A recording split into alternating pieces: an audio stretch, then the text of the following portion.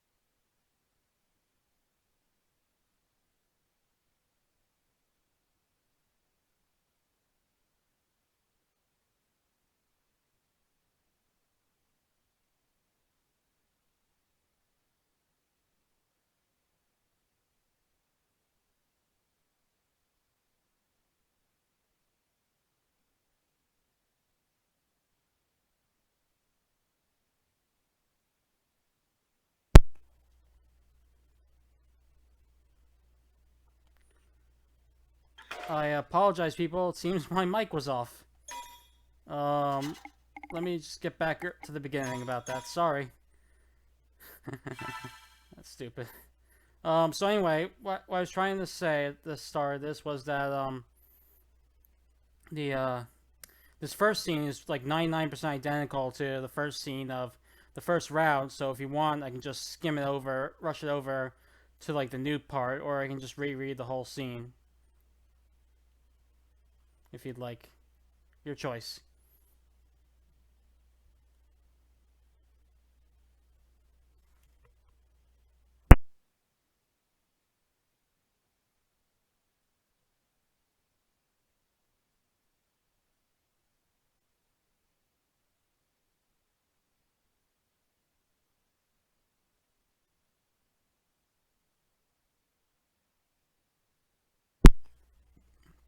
Okay, finding your way, I'll just read then.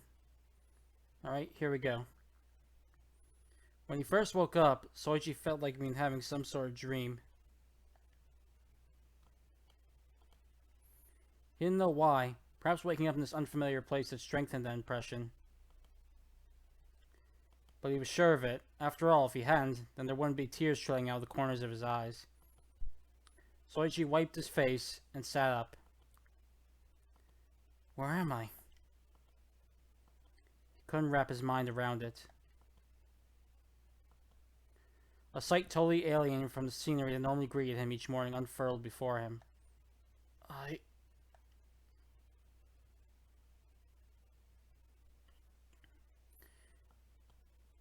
He found himself confined in a room made of modern concrete. There was a carpet on the floor, and the room was filled with expensive Western furniture.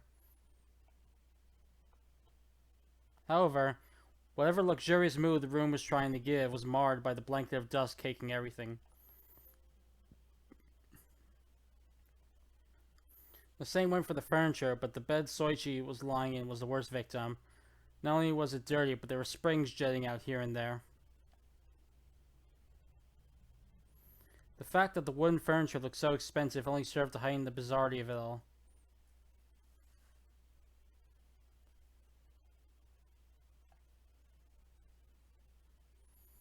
A VIP sick room from an abandoned hospital. That was Soichi's first impression. What's going on? But when Soichi tried to recall what happened, the core of his head throbbed with sharp pain. Being a miner, he never had a hangover before, but he imagined this was what one felt like. It was like his mind was shrouded by a thick fog. However, the fog was clearing with time. With it, more and more of his memories came back. Okay, so I finished up club yesterday. Like always, he'd gone to school, taken classes, and went to club afterwards. And then... But that was it. His memories just suddenly cut off there. And then what? He remembered everything up to saying goodbye to his friends and heading home alone. However, everything after that was a blank. Next thing he knew, he was waking up in that bed, staring at an unfamiliar ceiling. It was a strange feeling, like his memories had been edited in a manner akin to some movie.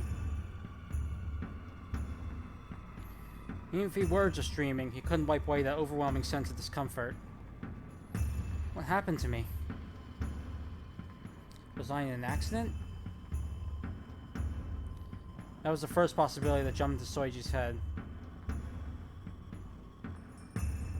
Came to that theory because the word accident held horrible connotations for him, but he dismissed it after realizing this couldn't possibly be a sick room. Were he judging by the furniture alone, perhaps could have passed as one, but the layers of dust coating the room spoke otherwise. Furthermore, not only was he completely uninjured, but he was still wearing his school uniform. Maybe I've been kidnapped?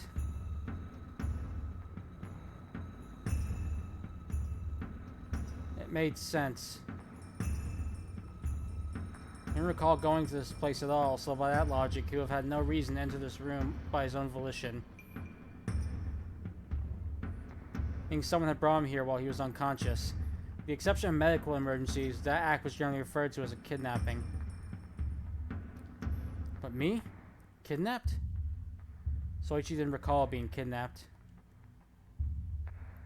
And born and raised amongst a rather normal family, They weren't particularly wealthy either. So there would have been nothing to gain from holding someone like Soichi for ransom. He hadn't done anything that should have merited a kidnapping. Seriously, what the hell's going on here? Soichi lightly shook his head in an attempt to fight off the lingering ache that welled, only to notice something fell off. What's this?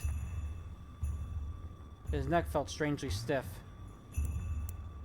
Confused, Soichi pressed a finger there, and to his surprise, discovered the rigid sensation of cold steel.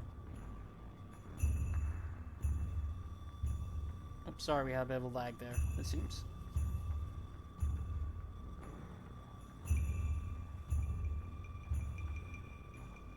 Okay, there we go.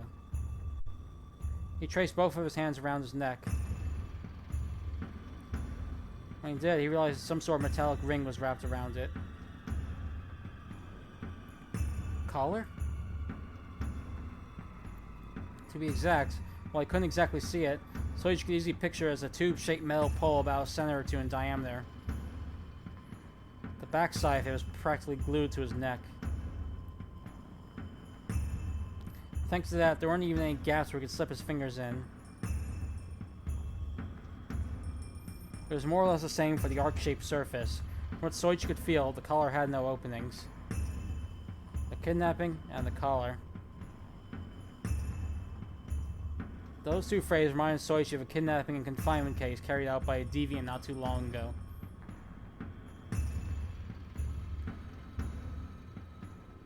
The perpetrator had kidnapped people and the perpetrator had placed collars around their necks and confined them. Then he forced his victims to treat him as their master. Don't tell me that Soichi couldn't help but gulp. It was hardly inconceivable. After all, he'd already been brought to an abandoned room. Right at that moment, something beeped. Whoa, what was that?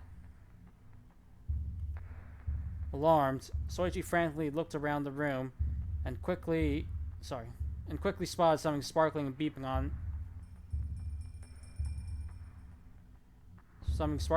a wooden table next to the bed. That was where the beeping had come from. It wasn't much louder than a cell phone ringtone. Oh, my belongings are here too. Next to the beeping object flashing brightly was a sports bag Soichi brought to school every day. Feeling a tinge of relief at that familiar sight, Soichi got out of the bed and approached the table. What's this? A PDA was lying on the table. However, there were no logos or any marks like that on it. What stood out the most was the image of an enlarged playing card on the screen. The Ace of Spades. Soichi picked up the PDA, finding it to be lighter than he expected.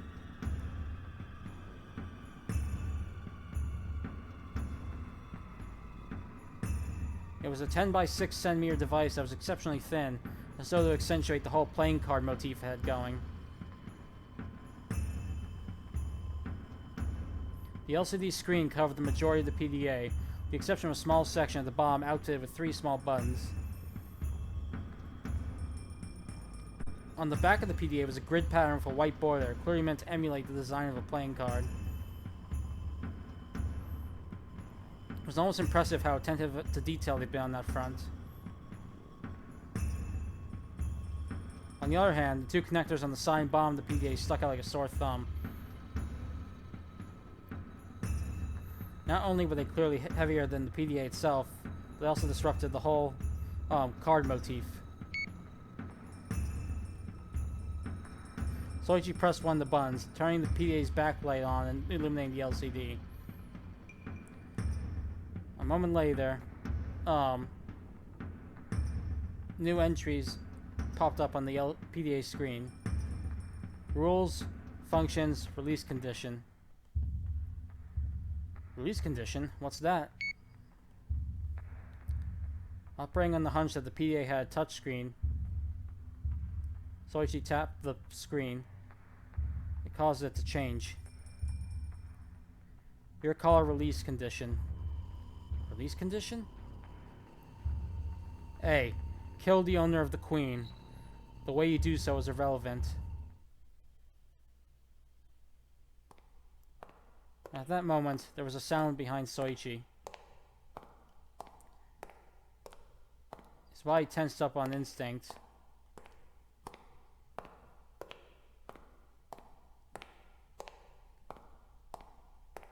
Soichi carefully tiptoed over to the door, but stopped just as he was reaching for the handle.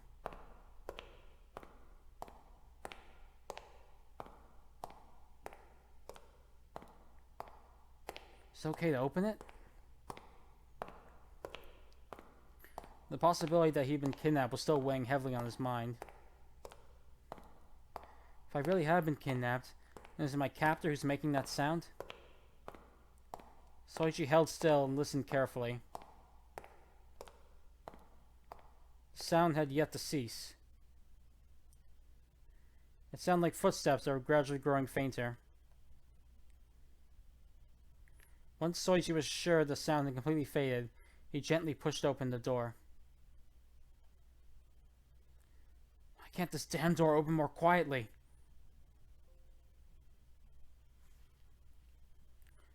Though alarmed by the creaking of the hinges, Soichi peeked through the crack of the opening and glanced down the hallway. Oh. There he saw an unfamiliar girl from behind.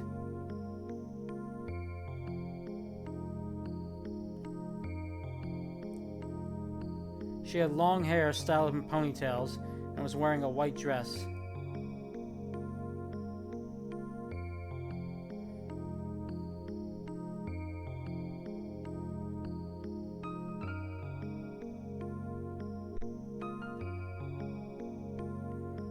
At first glance, she looked like a full-fledged adult woman, but upon further inspection, Soichi realized she couldn't have been more than a few years older than him.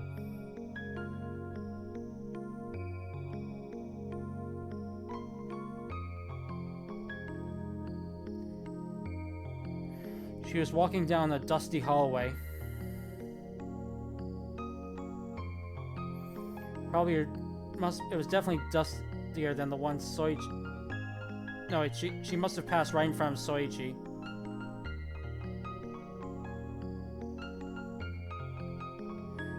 The sound of her footsteps must have echoed off the hard concrete walls and reached Soichi's room as she passed by.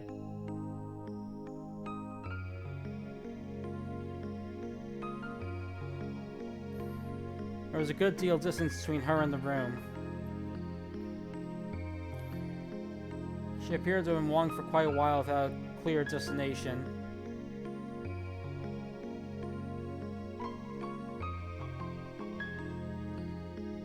Soichi stared at her back, lost in his own little world. The girl carried her head high, walking at a good pace. Her skirt and ponytail swayed with each step she took.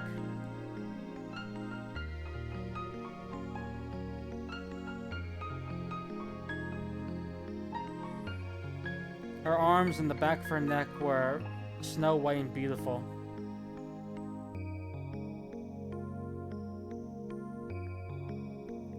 She was worlds away from the female classmates Soichi had grown used to seeing day after day. She sure is pretty. And he'd even seen her from the front, and he was already mesmerized by her. Unfortunately, she happened to have a silver collar strapped around her neck. Were it not for that, she might have looked even more beautiful. Oh. Suddenly, the girl disappeared from Soichi's sight. She rounded the corner at the end of the hallway while Soichi was bewitched by her appearance. He was tempted to go after her, but stopped after only jogging a few steps. She could be in cahoots with the criminals. All he knew about her was her back and the slight glimpse of her profile he caught as she rounded that corner. For all Soichi knew, there was definitely a possibility she was in league with the people who brought him here.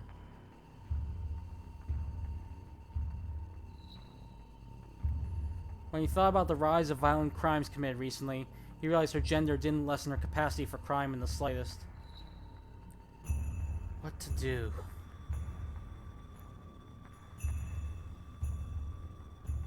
Soichi tiptoed quietly towards the corner the girl had rounded. Was she on the culprit's side, or she had nothing to do with them? Should he call out to her, or let her be? Soichi puzzled over that. But by the time he rounded the corner, he realized that all his worrying had been for naught. She's gone. By the time he got there, the girl had vanished without a trace.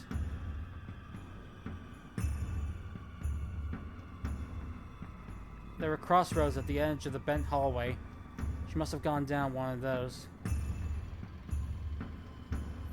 What is this place? It's really huge. Soichi looked around, surprised. From what he could see, each of those passageways either led to more crossroads, corners, or doorways. It reminded Soichi of those underground mazes that were so common in old-fashioned video games. I hope that only applies to the section I've seen so far, though. Thanks to his imagination, Soichi was now picturing himself stuck in the middle of a vast labyrinth.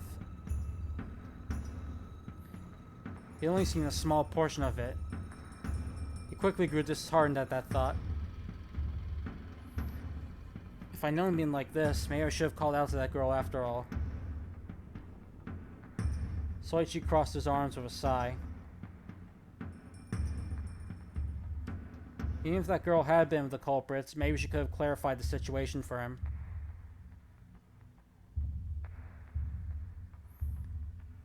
He had a million questions. Why was he in a place like this?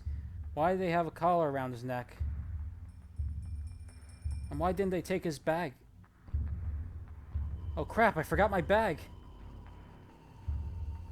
Realizing that, Soichi hastily returned to the room he'd woken up in.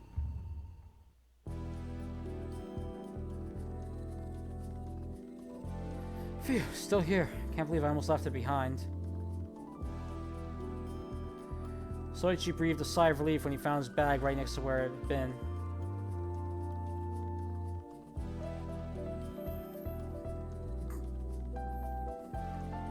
In it were textbooks, notebooks, and his tracksuit.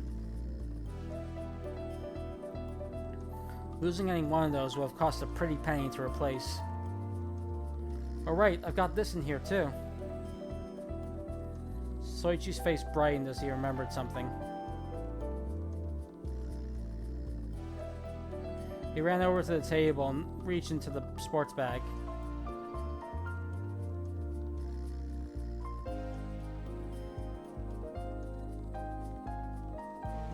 He then grabbed an accessory case on the side of the bag, opening the zipper with a light sound.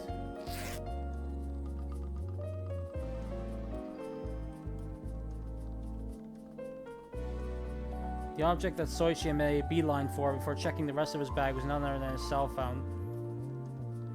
With it, he could call the police. Then they could trace his calls so they could figure out where he was. Crap. But Soichi's hopes were dashed when he saw the... took a look at the screen. No reception, huh? His voice was laced with dejection. The words "no service" were displayed on his phone. Whoever he was, it didn't appear to be near a cell phone reception tower. This turn of events left Soichi quite down in the dumps. Well, great. Soichi pocketed his PDA with a grim look on his face. Just then, he felt his phone bumping into something hard. Huh? Oh yeah. Soichi reached into his pocket again. pulled out not his cell phone, but the other object that lay there. Almost forgot I had this.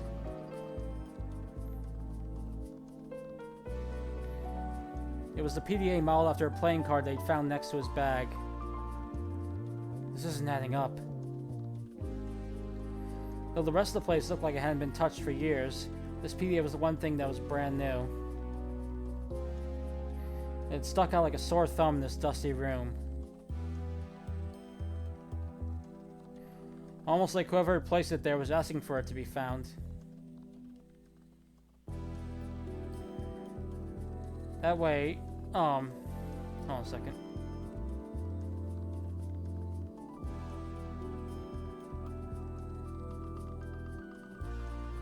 That way it could be ensured that couldn't be mistaken for something else that had been left behind long ago. There was nothing new in this room aside from the PDA.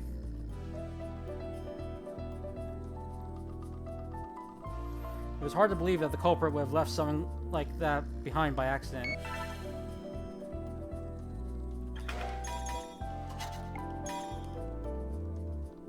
Soichi casually pressed a button on the PDA. When he did, the graphic with the ace of spades was replaced by the following words. Remaining battery, 100%. 1 hour and 25 minutes elapsed since the start of the game. Remaining time, 71 hours and 35 minutes. Rules. Function. Release condition. It was the same thing as before. Looks like this thing works on a touch screen. Soichi tapped the rules icon. When he did, the screen changed yet again. Man, that's one huge wall of text. Soichi groaned at the full screen of words. He'd never been one for meticulous details. Okay, these are the rules again. You want me to go over them, or do you want to just, or do you want me to just skip through them this time? But, yeah, the screen resembles Root Double because, it was made on the same engine as Root Double. That's why.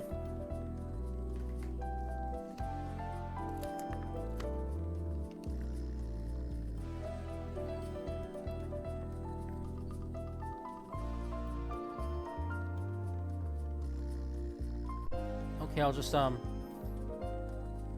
go over the rules and alright, I'll just skip the rules then, since we should all know them by now. But I'll just give a short version, I guess, just a quick. Everyone has a PDA around their collar. They have to fulfill their condition in order to remove it. If they plug in their PDA to their PDA in their collar without fulfilling their condition, their collar will activate and they'll be killed by the building security systems within 15 seconds. There are 9 rules each, and every player is given 4 rules, 1 and 2, and then 2 other random rules. They need about 5 or 6 players in order to find all the rules.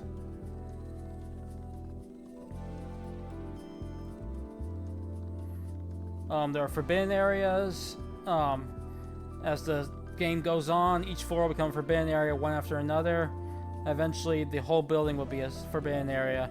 If you're caught in the forbidden area, then your collar will activate, and you'll be killed by the building's defense systems. And the entire building is a non-combat area for the first 6 hours.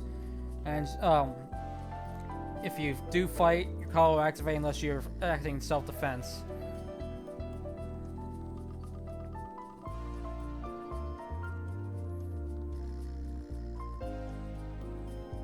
Soichi was dumbfounded by what he just read. The heck is this?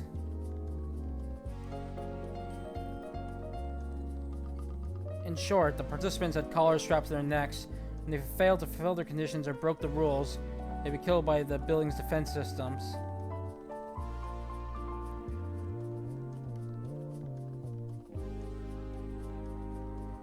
Though he understood what that meant, Soichi just couldn't think it was for real. Almost like it was talking about someone else. What kind of joke is this? Rules? Seriously? That's probably a natural reaction. Though he'd definitely been kidnapped, he didn't know whose PDA he'd found. And though there were strange rules written in there, his mind didn't even attempt to associate them with himself. The notion that all this talk of killing and fights was real was absolutely absurd.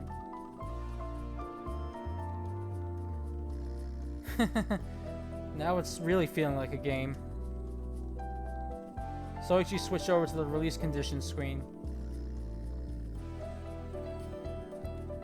Since he'd seen that term mention the rules, he skipped the functions tab for the time being and tapped that one. A. Kill the owner of the queen. PDA. The way you do so is irrelevant. It sounded like a quest straight out of a video game. Like, go to this point and defeat the monster. Or, go steal this item from Mr. Whoever. Even Soichi had played many games like that. I see, so that's the sort of game this is, huh? Soichi gave an understanding smile.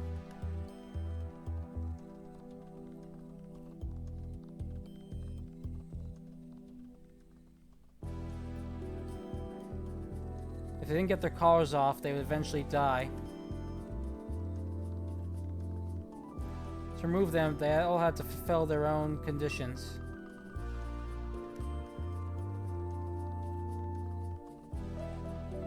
If they didn't, then they'd die.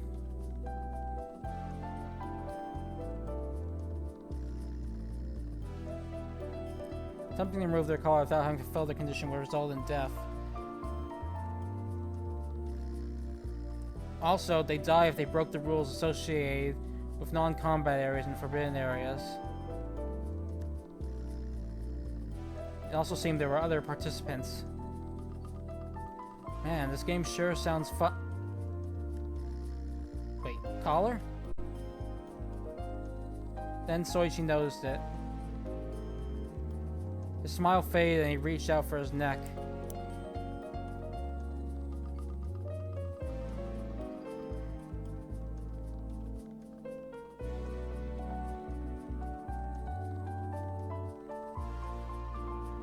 He ran his fingernails around the collar, creating an ear-grating sound.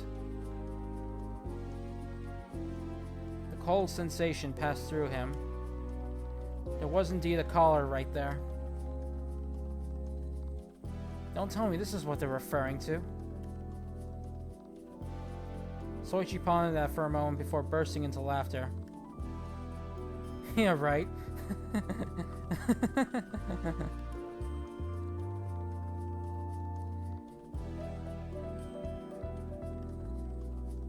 Like something like that could happen in modern Japan. What Hollywood blockbuster have I woken up in?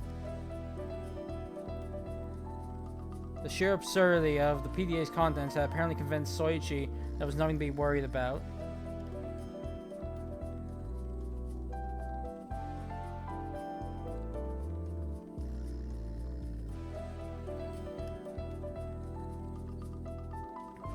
It had to be some sort of prop from some promotional event for a game or a movie that was happened to be lying around this place.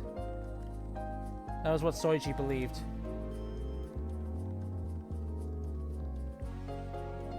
And as his kidnapper was nowhere to be found, Soichi's initial wariness that the situation he found himself in was starting to fade away. Boy, was I a fool to expect to find some sort of clue in this thing. Soichi turned off the PDA. The Ace of Spades screen returned as the backlight turned off. Soichi wondered if he should leave the PDA behind for a moment, then realized it would be best to find its original owner and give it back to them.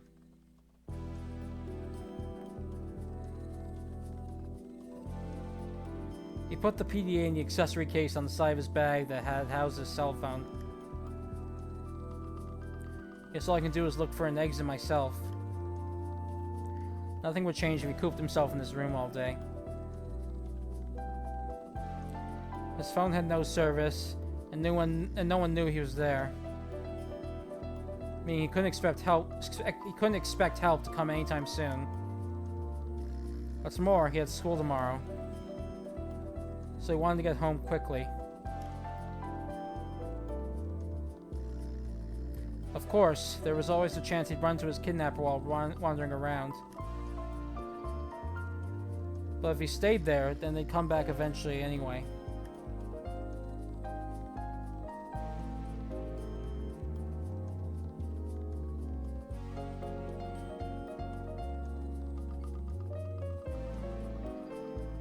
If this truly were kidnapping, then the culprit's goal is probably to take him away somewhere. If he stayed here, the culprit would be coming for him sooner or later. Which meant it was dangerous to stay in here. It'd be far more beneficial for Soichi to try to get home on his own. Okay. Soichi grabbed his bag as soon as he came to his decision. And then he started heading for the exit of the room. He stopped before opening the door and looked back. Doesn't look like I've forgotten anything. After taking one last look around, Soichi left the room.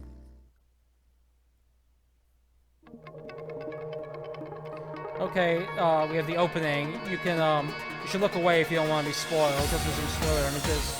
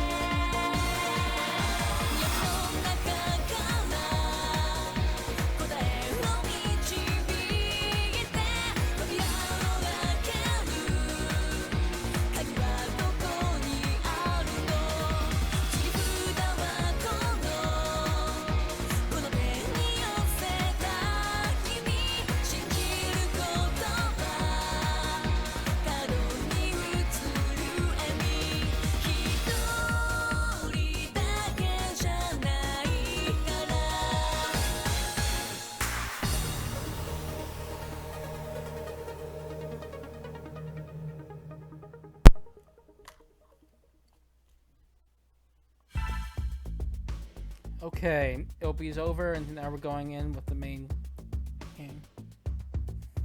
This was the second time he had been in the hallway. This time, Soichi was observing his surroundings with a little more composure than last time. The walls were concrete and cool to the touch.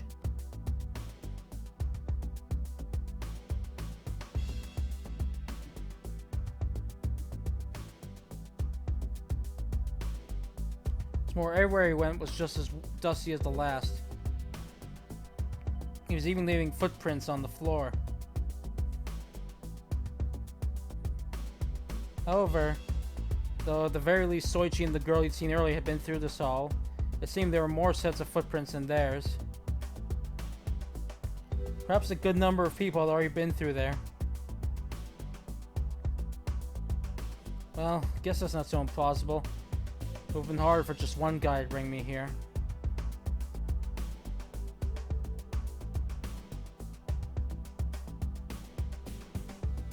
Considering Soichi was about 70 kilograms, it would have been taxing for one person alone to have carried him. Meaning it was likely at least two people had done the job.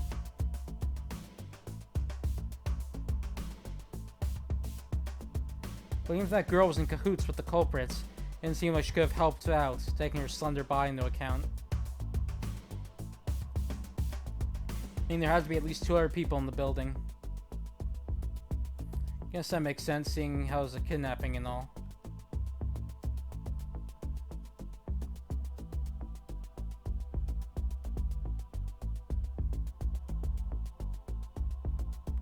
No matter the motive, kidnapping was a difficult crime to pull off alone.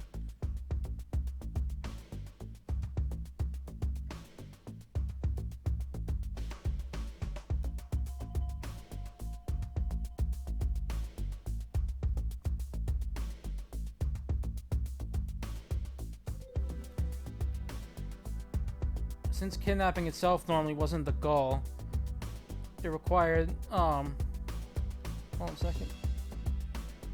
Yeah, okay, since kidnapping itself was not the actual goal, it normally required at least two people, one to watch over the hostage, and the one who worked to achieve their true goal.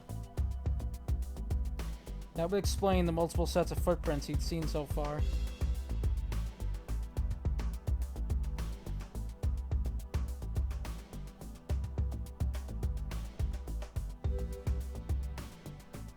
Well, that aside, what am I going to do now? Soichi came to a stop at the first fork in the path.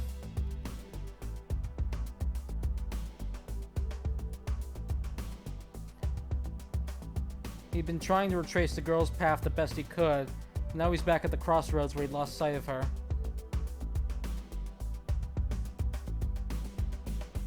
Furthermore, he had no idea where any of them went. Without any clues, he didn't know if this building was big or small. They say on TV you should hug the right wall and walk alongside it in times like these. It was a strategy for finding the exit when you were lost. Soichi had heard it on TV one time. Remembering that, he gently placed his right hand against the wall. Guess I'll give it a shot. He looked up at the wall for a moment, then took his hand off and began walking. Soichi gently opened one of the doors, taking a peek through the open crack. Tension building up in him dwindled when he confirmed no one was there. So no one's here, huh? Man, this isn't good on my heart. Soichi entered the room. It was far bigger than the one he'd woken up in. Instead of a bed, he found a lounge suite set. It seemed this room was probably used as a parlor or something along those lines. But still as dusty as all the others, huh? This place hadn't been cleaned in years.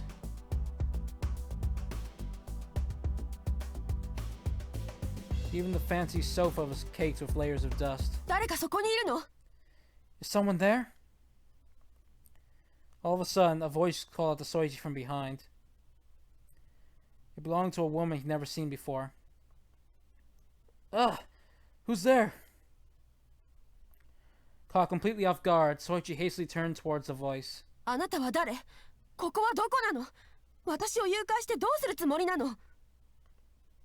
Who are you?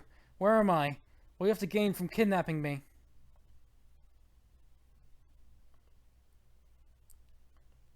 Unfamiliar woman was standing in the doorway. She looked to be either in her late 30s or early 40s. The seemingly pricey suit she wore gave her the air of a competent female CEO. I'm just as confused as you. I'd like to know all that myself.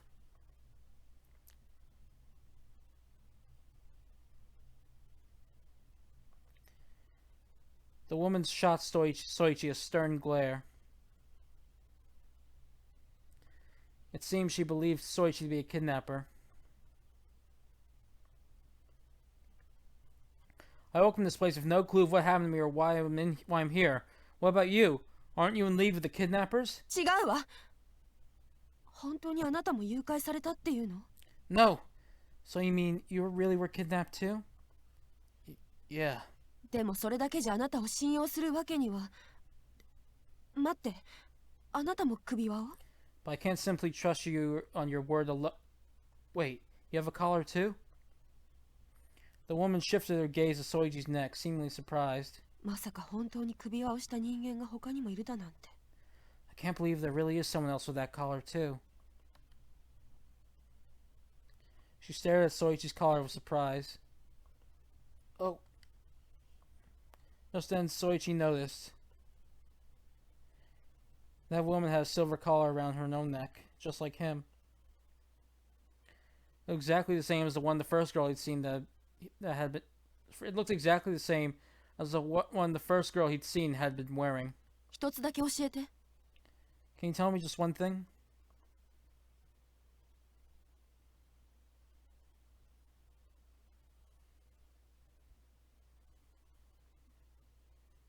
Yeah, I don't know why they changed Go's hair color either. Maybe because they changed Nagasawa's hair purple and they didn't want to create confusion? I don't know. Guess as good as mine. Hold on 1 second, I'll be right back.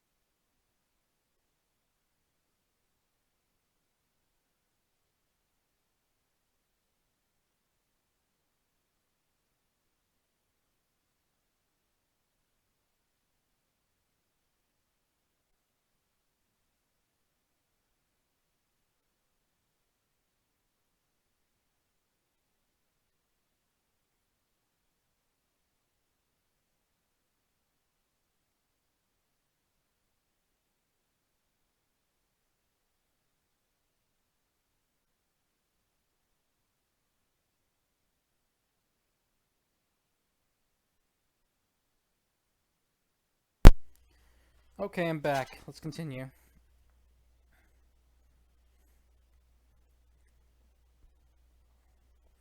The woman narrowed her eyes and looked up at Soichi's face. Huh?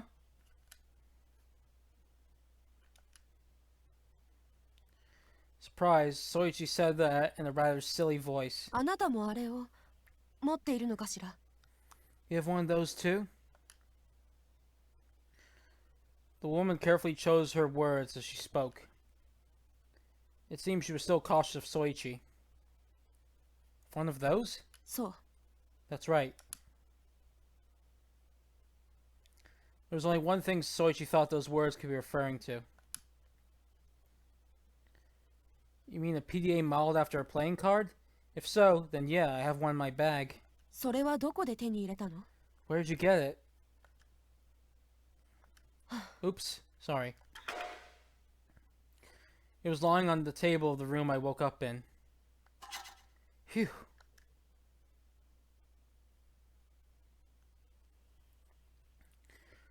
The woman breathed a heavy sigh at Soichi's answer, followed by a hint of a smile crossing her lips. So you could tell by those actions that her apprehension was fading away. 疑ってごめんなさいね。どうやらあなたも私と同じ境遇らしいわね。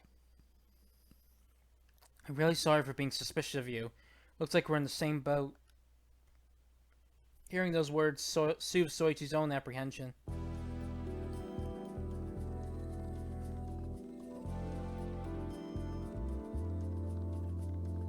Judging from the conversation he and the woman had just had, it appeared she wasn't in league with the kidnappers. You too? ええ。起きたらここにいてね。困ってたところなのよ。おかしな誘拐事件もあったものだわ。 Yes. When I woke up, I was here. Now I have no idea what to do. This is the strangest kidnapping I've ever heard of. The woman nodded as she walked up to Soichi. 私は郷田真由美。会社員をやってるわ。 My name is Mayumi Goda. I work at a company. I'm Soichi Mitsurugi, student. 三剣さんね。誘拐犯でなくて本当によかったわ。 Mitsurugi, is it? I'm so glad you're not one of the culprits. Same here.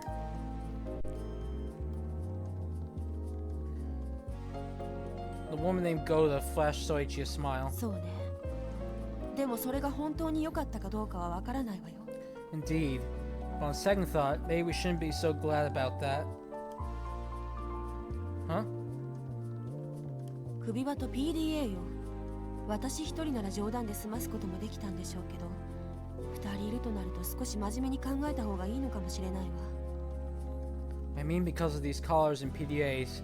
If it had just been me, then I could have passed it off as a joke. But if the two of us, maybe we'd better take it a little more seriously. Goda's smile faded. Her face was stiff. What? You think these are for real? That can't be. そう思いたいけど、PDA の方は内容を読んでみた？ I like to believe that, but didn't you read what was on the PDA? A little. Don't you think it sounded like total nonsense? Soichi didn't believe it at all. The collars in PDA. Simply reading the details in there was hardly enough to convince him.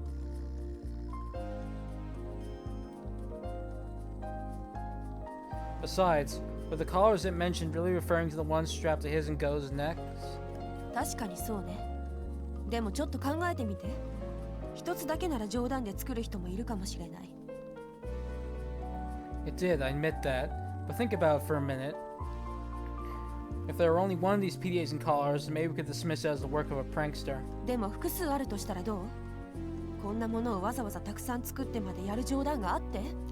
But with multiple, that's a whole other story, isn't it? Do you really think they make so many of these for a simple joke? Oh, hold on a second. Okay. Back. I think it's for some sort of event, personally. 私もそう思うわ、三剣さん。でも、あなたと出会ったことで可能性が全くゼロではなくなった。そういうことよ。As did I. But meeting you has shot the chances of that next to zero. 二人分用意するとなると、冗談にしては手が込みすぎているのではなくて。Making at least a pair of these collars and PDAs is way too elaborate for a prank, don't you think? No way. There was a possibility the collars and the PDA were real. The PDA said that they would die if they didn't follow the rules. Would they have seriously kidnapped two people and made a set of PDAs and collars for a prank? That can't be for real, right? But there's already three people here with collars. Soichi remembered. The girl he'd first seen here. She also had a collar around her neck. どうしたの、三剣さん？ Is something wrong, Mitsurugi?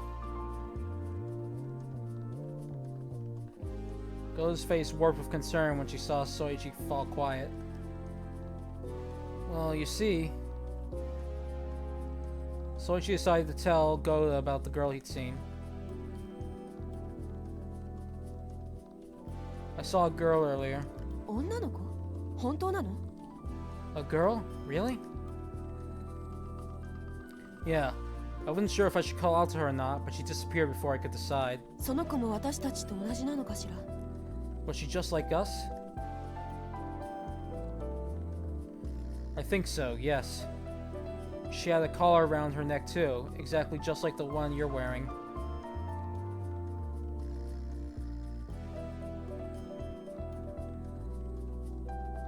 Though that said, Soichi couldn't see his own collar, so he didn't know if it was the same for him. そう。他にもいるのね。I see. So there's others out there too.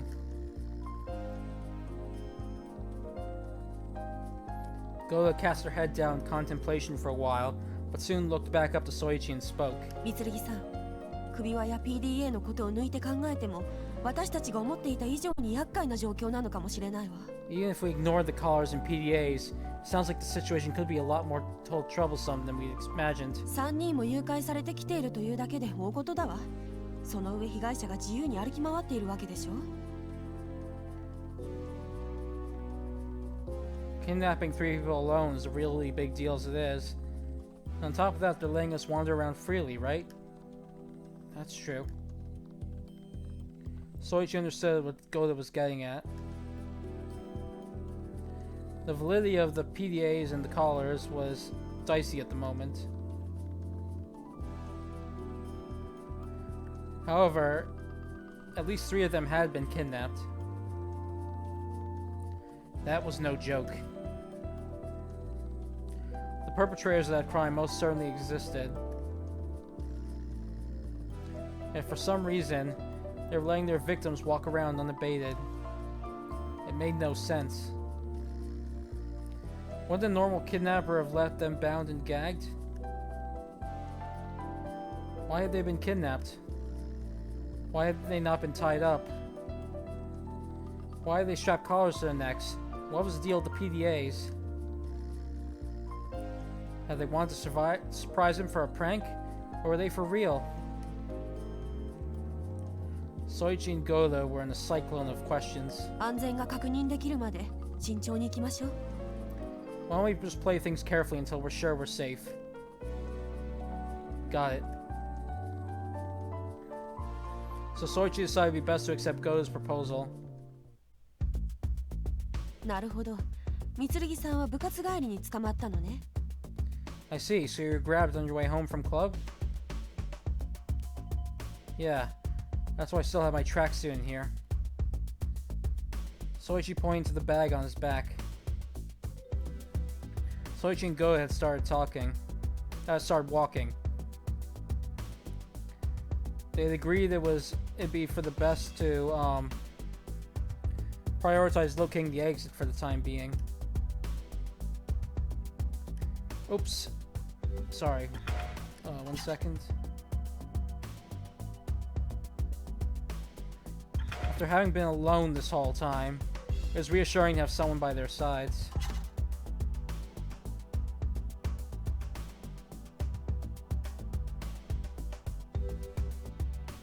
They talked back and forth to each other multiple times without even a hint of hesitation, exchanging information as they traversed the building. ごめんなさいね、三剣さん。I'm sorry, Mitsurugi. Huh? Goda laughed lightly and bowed her head all of a sudden. よく考えたら、こんな見るからに学校帰りの学生さんが誘拐犯もないものだわね。Now that I think about it, it should have been obvious from your appearance that you weren't one of the kidnappers. 本当にごめんなさいね。私、ちょっと混乱して冷静さを欠いていたわ。I'm really sorry about that. I guess I was so confused I lost my head a little back there. Her voice sounded serious. Oh, you don't have to apologize. Don't blame yourself. Please raise your head, Goda. Seeing Goda spouting so apologetically only ended up making Soichi feel ashamed of himself. Anyone would have reacted like that after being taken to a place like this. So he did his best to get her to raise her head as fast as he could. ありがとう、三剣さん。Thank you, Mitsurugi. Go looked up and gave Soichi a wide grin. When he saw that, Soichi finally regained his composure. Enough of that. Anyway, how much do you remember the time you were grabbed, Miss Goda?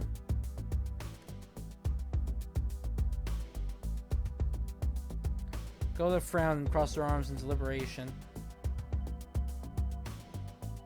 She unfolded them a short time later and tapped a finger up and down like a conductor as she spoke. 私の記憶は商談の帰りに車に乗ったところまでね。そこから先は覚えてないわ。多分薬でも嗅がされたんじゃないかしら。I can remember everything up to driving home after a business meeting, but nothing after that. I think they must have drugged me with something. Drugged, huh? The idea wasn't hitting home for Soichi. 多分ね。普通に眠ってるだけなら運ばれてる間に気づくと思わない？ Probably. I mean, don't you think I would have woken up at some point if they'd simply taken me in my sleep?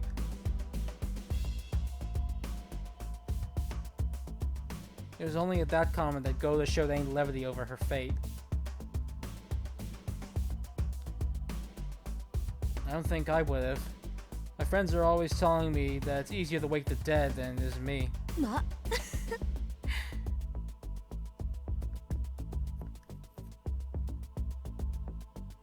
Goda curled back and laughed. 眠りが深いのね、みつるぎさんは。でもそれだって立って歩いているうちにいきなり眠るのは無理でしょ。 You sure are a sound sleeper, Mitsurugi. But still, you really think you could stay asleep the whole time someone was carrying you on foot? みつるぎさんも連れ去られる時には薬を嗅がされたんだと思うわ。 My guess is that you were brought here when you were drugged. Yeah, me too. それか頭を殴られたりとか。 Or maybe they hit you on the back of the head. Soichi rubbed the back of his head after hearing Go's comment. Doubt it. I'd probably have a bump the size of a crater if I did.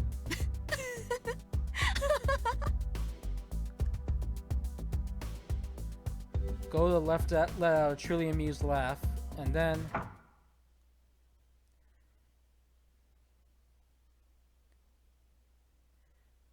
Her face sank down a little.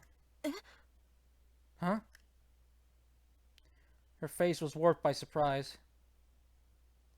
Goda, look out! Soichi spotted a metal pole shooting out of the wall. He was shooting straight toward the back of Goda's head. みつるぎさん Mitsurugi... Oh.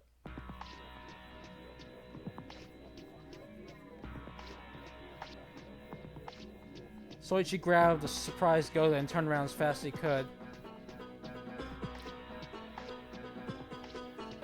The sports bag was on his back.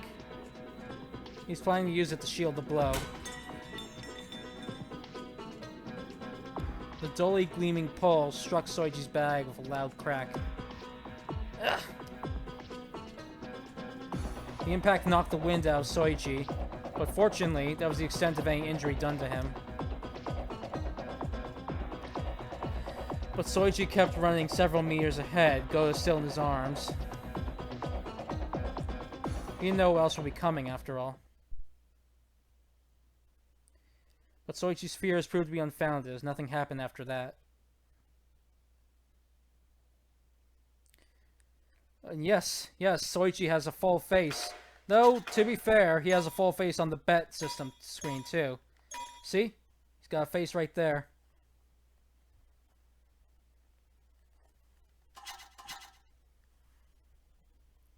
But yes, the biggest surprise of the whole game, Soichi has a face. What a twist this is.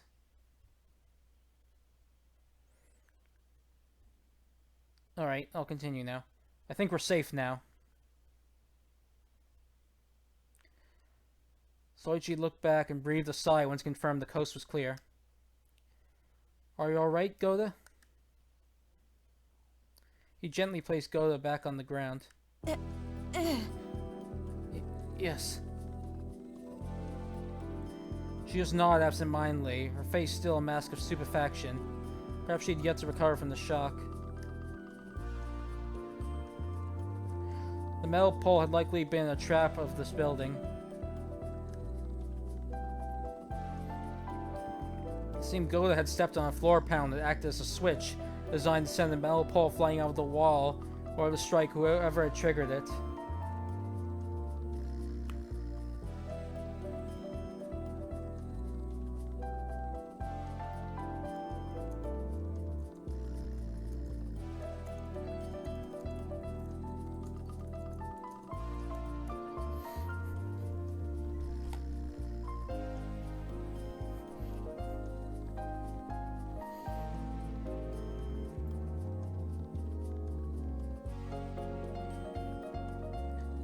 Okay. It seemed Goda had stepped on a floor panel that acted as a switch, designed to send the metal pole flying out of the wall in order to strike whoever triggered it. But it appeared that was the extent of the trap, fortunately enough. They managed to escape without any further attacks. Man, that was close.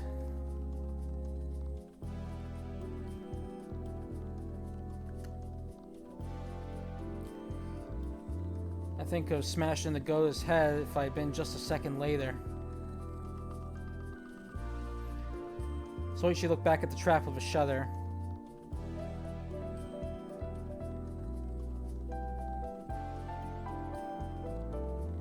Although, to be fair, we joke about how Goda fell in her own trap, but maybe since Soichi didn't seem like he was taking it seriously enough, maybe she did that on purpose in order to make him realize that there was actual danger in the building.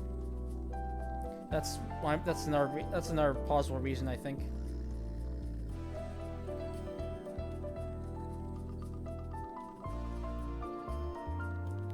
Okay,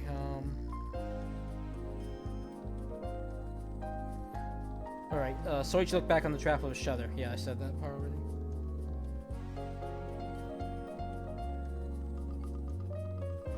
Not only was the pole thick, but it swung towards them at incredible speeds.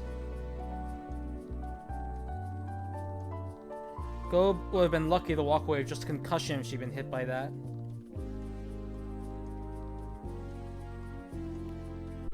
The thought that his quick actions had prevented that from coming to pass had made Soichi feel proud of himself. ちょっと待って、それって。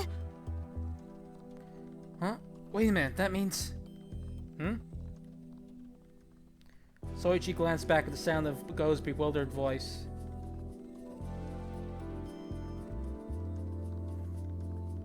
She approached Soichi, the blood drained from her face. 三剣さん、ちょっといいかしら。 Mitsurugi, can I ask you something?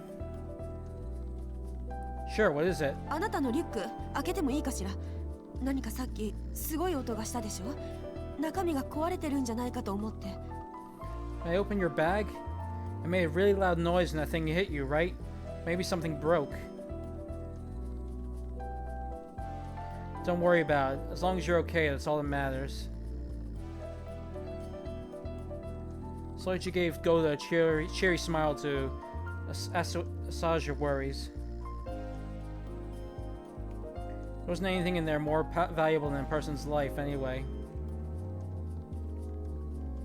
However, Soichi's words not only failed to reassure Goda, but seemed to agitate her for some reason. いいから中を見せて、三剣さん。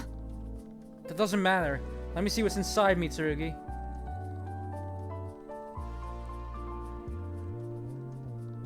Her words were harsh. Okay. Soichi found her attitude strange, but as he had no reason to refuse, he complied and took his bag off.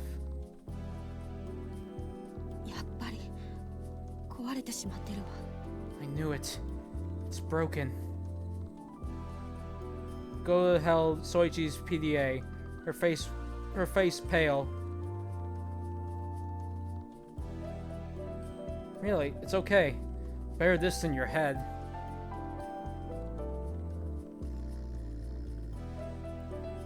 Just as Goda had feared, several of Soichi's belongings had been broken by that pole. She particularly took notice of his PDA, which had been broken. The LCD was cracked, and pressing the power button failed to yield a response.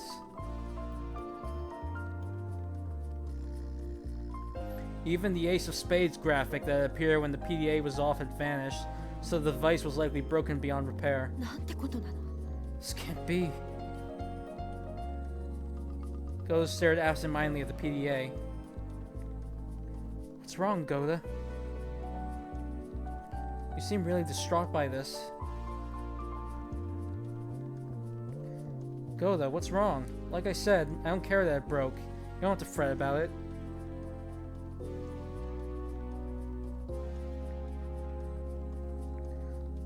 All that was on that thing had just been some stuff that was clearly written as a prank anyway. The Soichi, it was the least valuable item in his bag.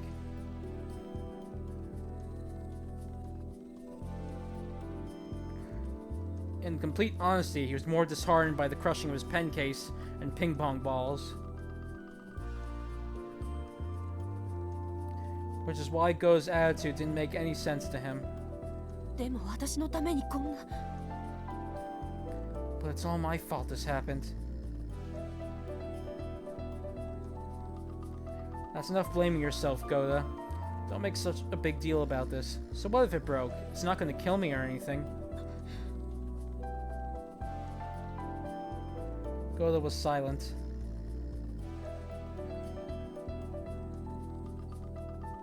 She continued staring at the PDA for a little while longer. Finally, she managed to bring herself to speak. そうね。その通りよ。こんなもの冗談でしかないわよね。Yes, I suppose you're right. That thing was just a prank after all. See?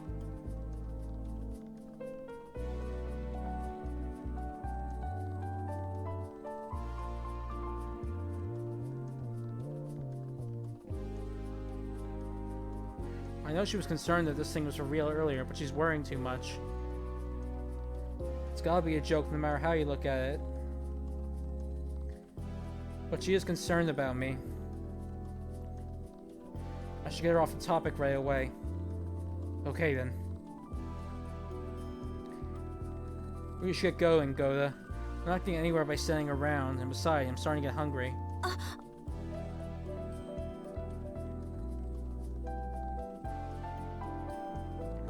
Goda took the broken PDA from... Soichi took the broken PDA from Goda and put it back threw it back in his bag. He then closed it up and put it back on his back.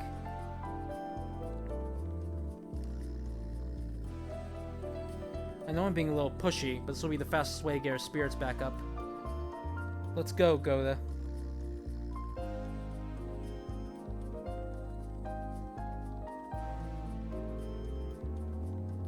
Though Goda didn't seem fully over it, Soichi gave her a smile and started walking in the lead.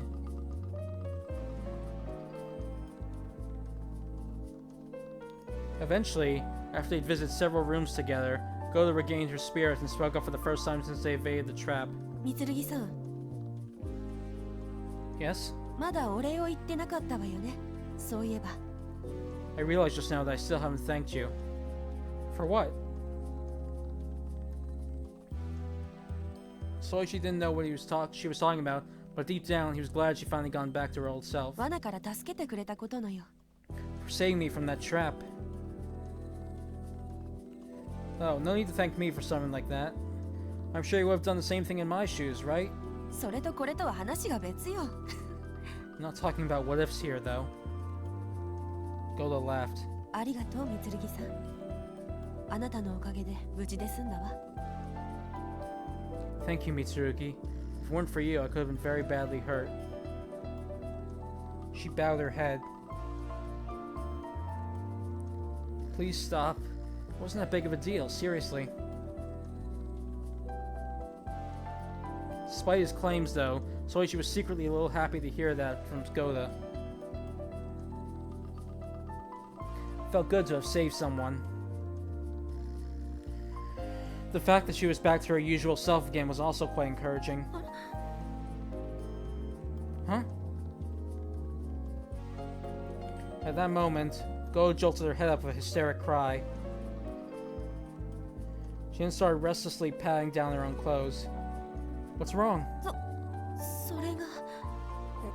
Well... Goda's face flushed a little.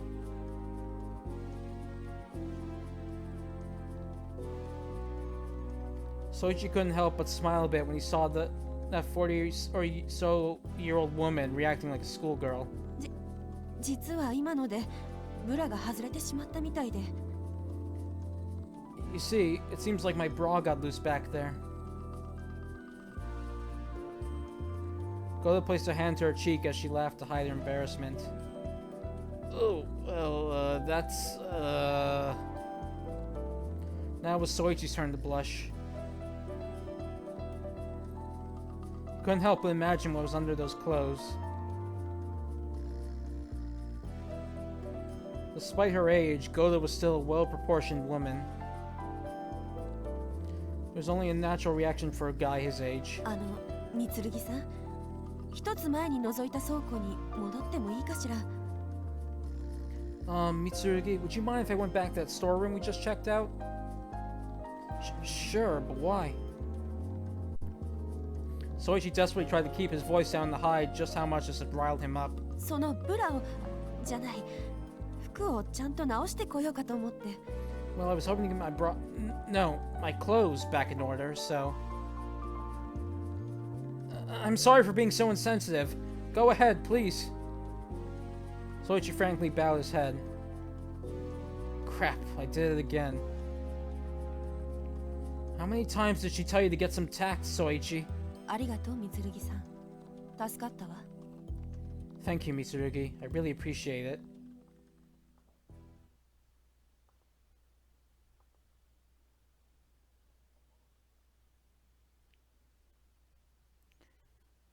Had he looked up at Go's face at that moment, Soichi might have noticed something on her.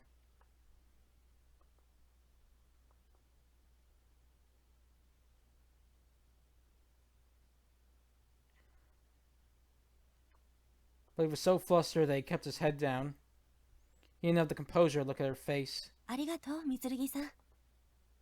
Thank you, Mitsurugi. She spoke in a kind voice. Because of that, Soichi imagined her saying those words with the same smile she's shown him from time to time. But in reality, her face was cold and frigid at that moment.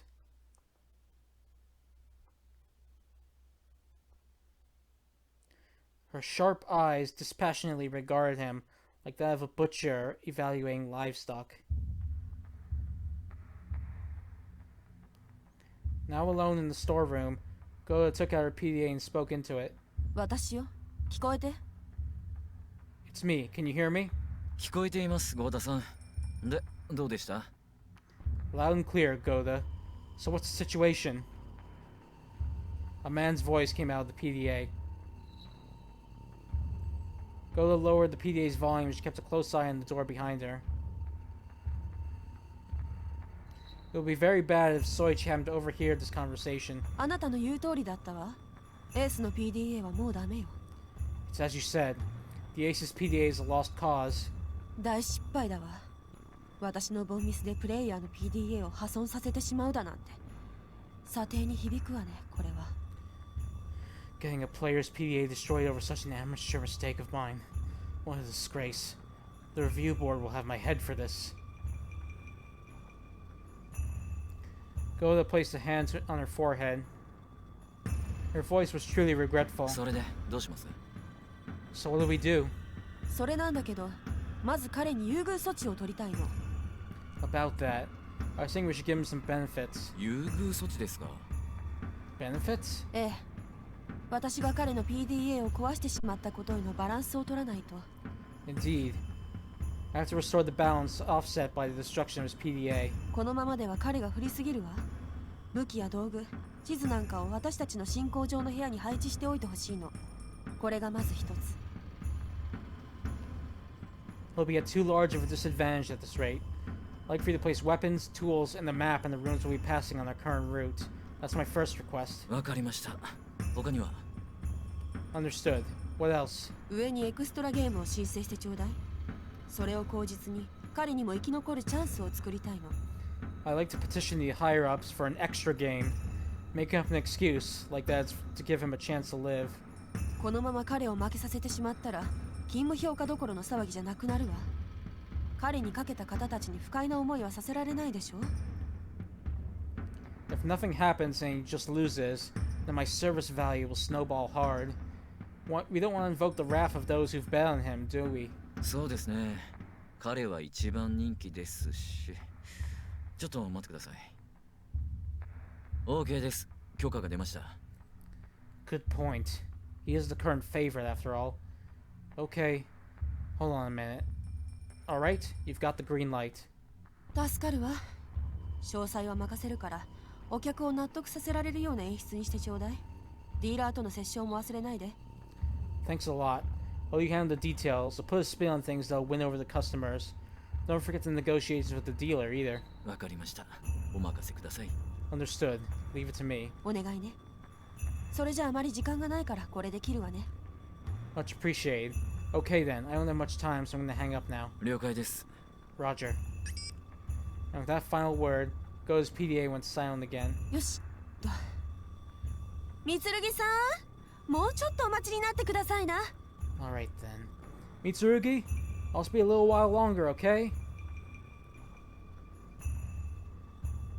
Go to put her PDA back into her bag for starting to readjust her clothes like nothing had happened.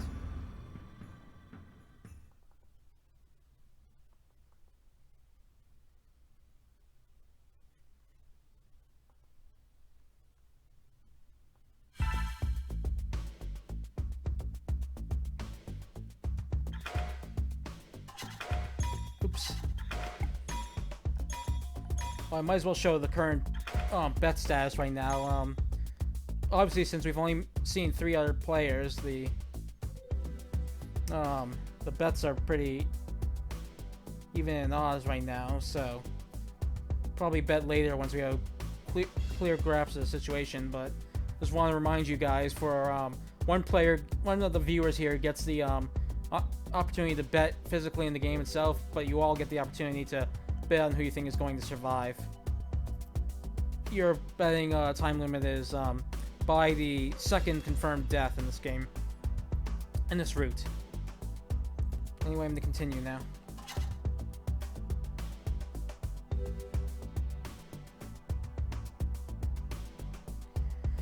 We're not having much luck finding an exit, huh?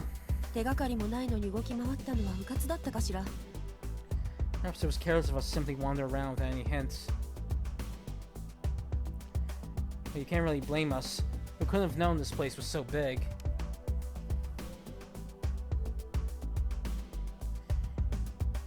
It had already been about an hour since Soichi and Go had started hugging the right walls in search of an exit.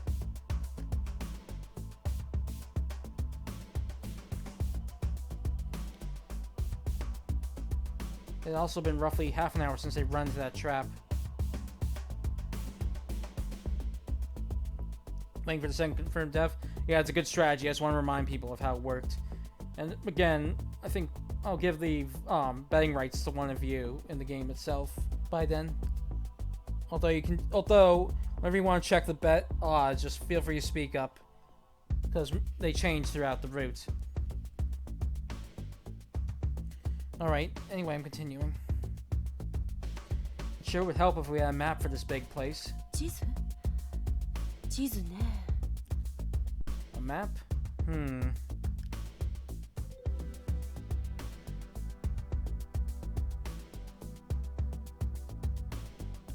Something appeared to have come to Go's mind because she reached into her bag.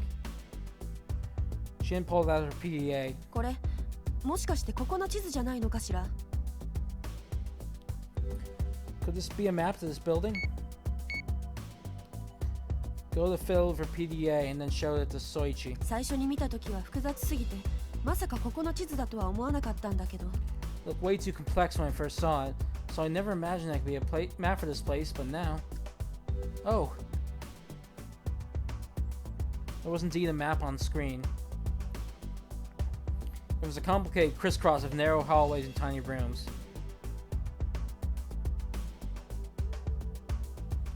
The words top, functions, and map written on the upper left-hand corner of the screen.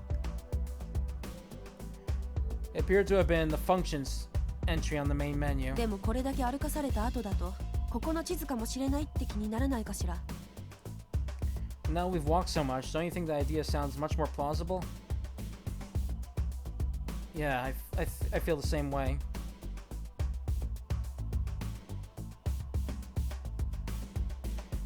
Many rooms and complicated hallways. That was a perfect representation of the building they had spent an hour traversing. 似た場所がないか探してみましょうか。そう時間はかからないでしょうし。 Let's look and see if we can figure out where we are. It shouldn't take too long. Provided that this really is a map for this place, that is. Soichi can go to check the screen as the PDA as they check the map. ここなんかどう？ Maybe here?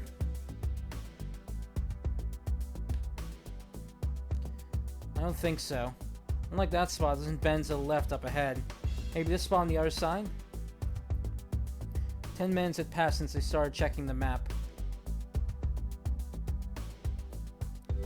As they had nothing but their memories of the paths they'd taken so far to rely on, as hints, they're having quite a difficult time pinpointing their location. 近い部分は似てるみたいだけど、私と三剣さんが出会ったあたりまで再現しているようには見えないわ。It looks like the surrounding area, but I can't retrace our path from here to where we first met. It's a little harder than I thought. Maybe this isn't a map to this place after all? ちょっと待って。これはどう？ Hold on, what about here? Go quickly point at a spot on the PDA. And, Soichi, who was crossing his arms in thought. Where? これ、ここ。こっちが罠にかかった場所だとすると、おおよその道順は合ってると思うのだけど。Here, right here. If this place is where we got caught in that trap, then this route looks about right.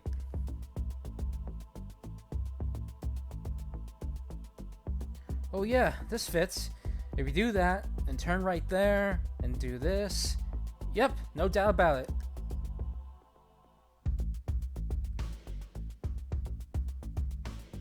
Soichi was come over by joy once he realized where they were, but his face grew glum again. どうしたの、三剣さん？ What's wrong, Mitsurugi? If this map is real, that means this place really is that big, doesn't it? Soichi pointed the map. Its length was just as Soichi had said. The distance he and Goda had traveled wasn't that far when compared to the building as a whole.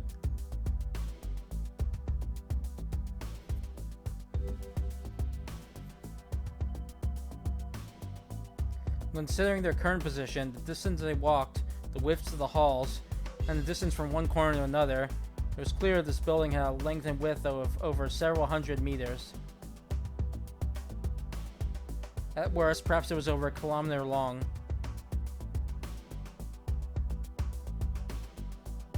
What's more, the hallways coiled like more than a snake, and there were many rooms.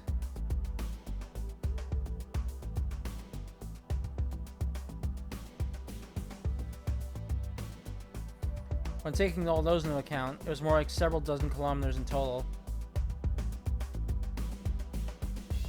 And to top it all off, since they had traps to worry about, they couldn't move quickly either. 残念ながらそうなるわね。最短コースを選んでも目的地に着くまで2時間とか、そんなことを考えないといけないわけね。It seems so, unfortunately. We have to assume that even if we take the shortest route, it'll still take us 2 hours to reach our destination. Boy, this is the pits. そうでもないわよ。I wouldn't put it that way. Huh? In contrast to Soichi's gloomy face, Goto's face was surprisingly cheery. 考えようによっては、あと2時間歩けば確実に出口に着くってことでもあるわ。If you think about it another way, that just means we only have to walk for 2 more hours before we reach the exit. Goto tapped the PDA screen with a smile.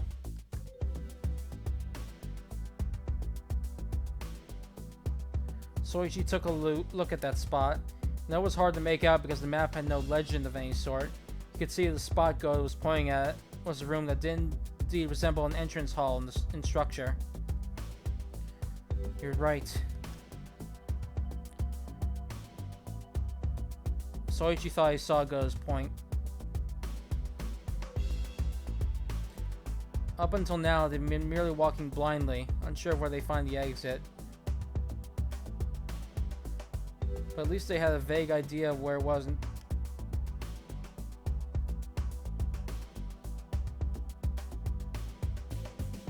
As well as how long it would take. 悪い方に考えないことよ、三剣さん。Don't be so down. Look at it more positively, Mitsurugi. You're right. Thank you, Goda. And so they started taking off for the exit.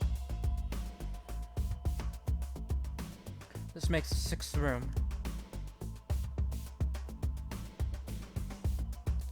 This was the 6th room they'd passed since figuring out the map on the PDA. They were halfway to the entrance hall now.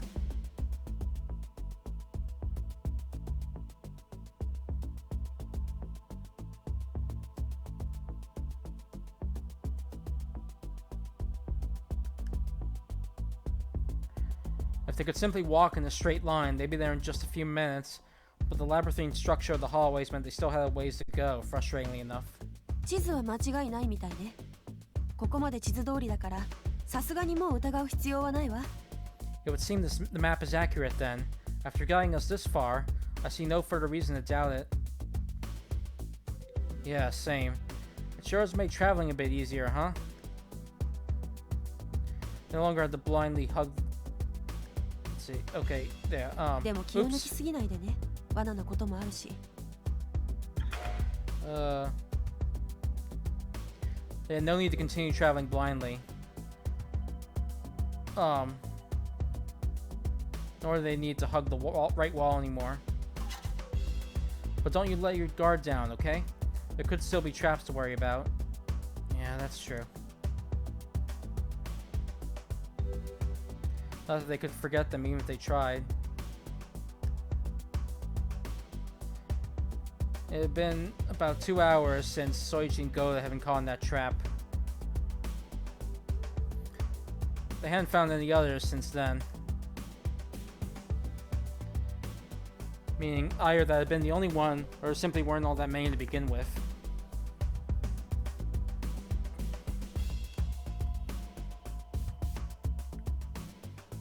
However, since that trap had almost ended in severe injury, it would be too hasty to declare there were no more of them. Soichi opened the door, only to find something he hadn't seen in any other rooms up to this point. It was a brand new cardboard box. どうしたの、Mitsurugiさん? Something the matter, Mitsurugi? Take a look at that, Goda. Soichi nervously pointing at the box. 段ボール箱よね。 It's a cardboard box, isn't it? Yeah, but please look at it. Don't you find it odd how new it is? え? Huh?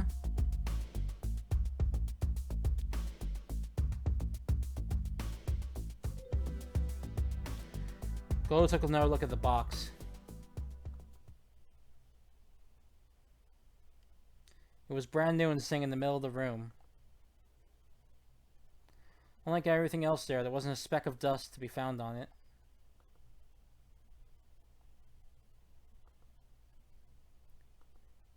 That, plus its position in the room, made it seem like someone had put it there, just begging for it to be found. That was why Soichi felt so uneasy. 何かしら、あれ。 I wonder what it could be. Maybe it's a trap? ありえなくはないわね。 It's not out of the question. But despite what she said, Goda approached the box. She was careful. She took care to make sure there was, She moved slowly just in case there was a trap. Goda! Mitsurugiさんはそこで見てて。何が起きるかわからないから、そこで全体を見ていてほしいの。それで何かが起こったらすぐに教えて。Stay back and keep a close eye out. We don't know what will happen, so I'm wanting you to watch over everything. Tell me if something happens. Goda sounds serious. In that case, I'll... あなたに怪我をさせたらご家族に何と言えばいいのかしら。ここは黙って大人に任せなさい。What will I tell your family if I got you hurt? Just keep quiet and leave it to the adults. Goda looked at Soichi and gave him a little smile.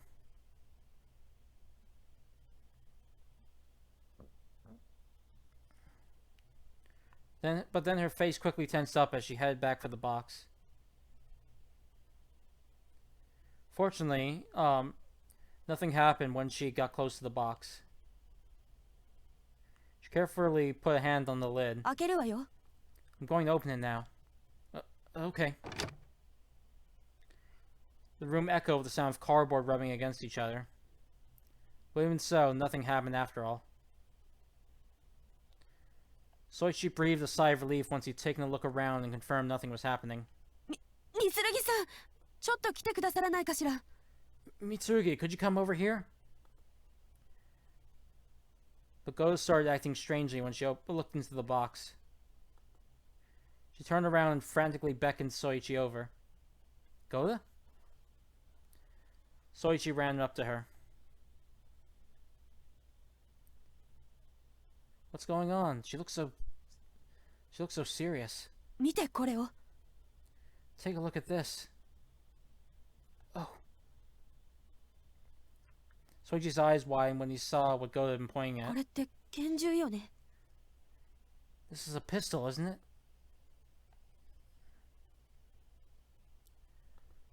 Goda asked Soichi for confirmation. Indeed, there was a handgun sitting in the box. You've got to be kidding me.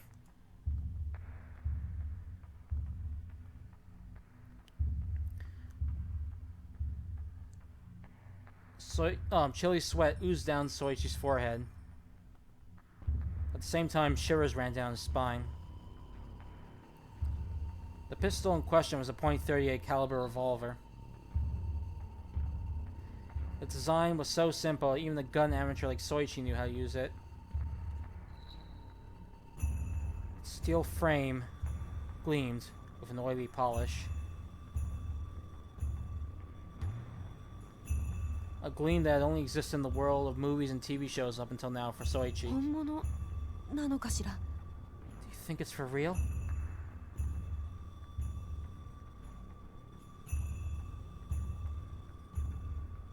Goda's throat echoed loudly. Soichi understood how she felt far too well. I'll go check.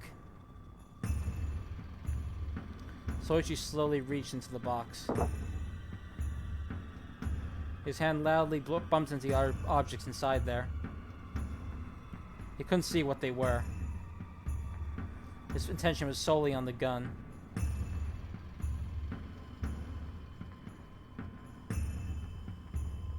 He pulled out the gun, its mechanical parts producing a faint sound.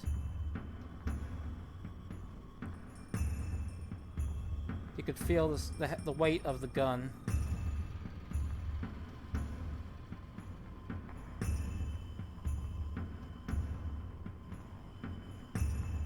He could also feel the cold sensation of thick steel through the synthetic resin grip. This isn't a BB gun's weight.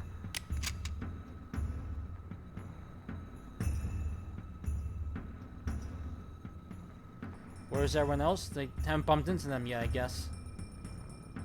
The first time around, everyone gathered very quickly because that guy broke the rules and his explosion, and not the explosion, the balls. The balls came and blew up on him, so everyone was drowned in the noise and his screams, so they came over quickly. But this time around, seems nothing like that has happened yet, so that's why not everyone is gathered.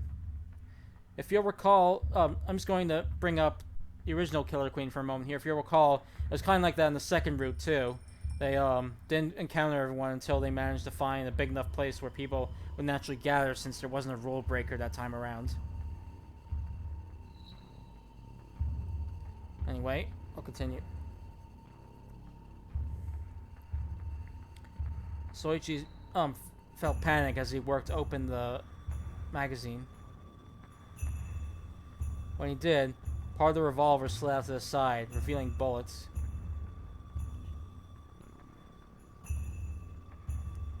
Soichi carefully pulled one of them out. They fell into his palm with a high-pitched sound much like the ring of a wind chime. They were not the plastic pellets Soichi was familiar with.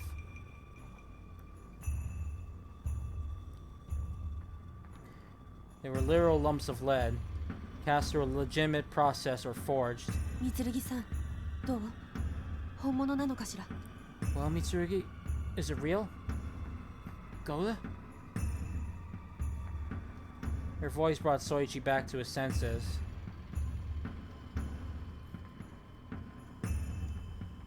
He simply stared at her blankly. Her words apparently hadn't registered with him. しっかりしてちょうだい、三剣さん。銃は本物だったの？ Get a hold of yourself, Mitsurugi. Is the gun real? Sorry. Yeah, I'm pretty sure it's real. After barely wringing that answer out, Soichi looked back to the bullet in his palm. His mind was totally blank from shock. He couldn't believe he was actually holding something like that. 本物なのね。どういうつもりなのかしら、一体。誘拐の犯人は私たちにこれを渡したかったのかしら。So it is real, isn't it? What could be the meaning of this? Did the kidnappers want to give this to us? それとも単なる忘れ物かしら。三剣さん、あなたはどう思うかしら。 Or they simply forgot they left it in here? Mitsurugi, what do you think? But Soichi couldn't answer her. The situation had gone beyond his realm of comprehension. 三剣さん、本当に大丈夫なの？ Mitsurugi, are you sure you're okay? As such, Soichi needed a little time to return to his usual self.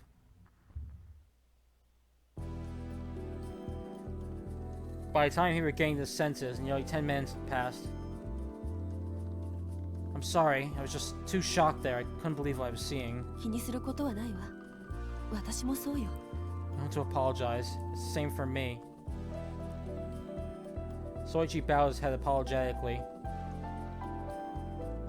But Go just shook her head, as though she wasn't bothered by it at all.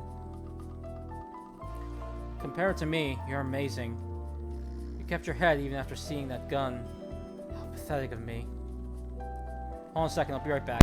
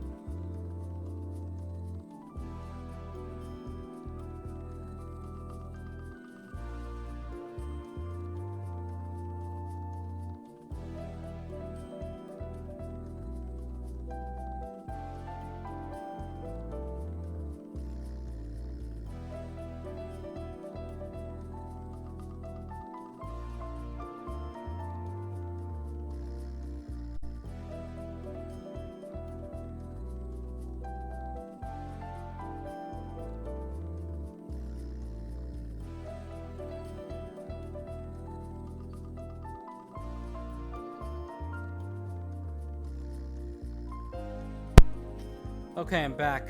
Sorry about that, guys. Compared to me, you're amazing. You kept your head even after seeing that gun. I feel a little pathetic. 男の子と違って銃なんて見せられてもピンとこないのよ。 Unlike boys, even seeing a gun doesn't make it ring true for us. どのくらい痛いのかとか想像もつかないし、年は取ったけどこれでも女の子ですからね。 I simply can't imagine how it would hurt. I may not be as young as I used to be, but I am still a girl at the end of the day. Go smiled. So she looked at her smile, and as he thought that what she said could be true.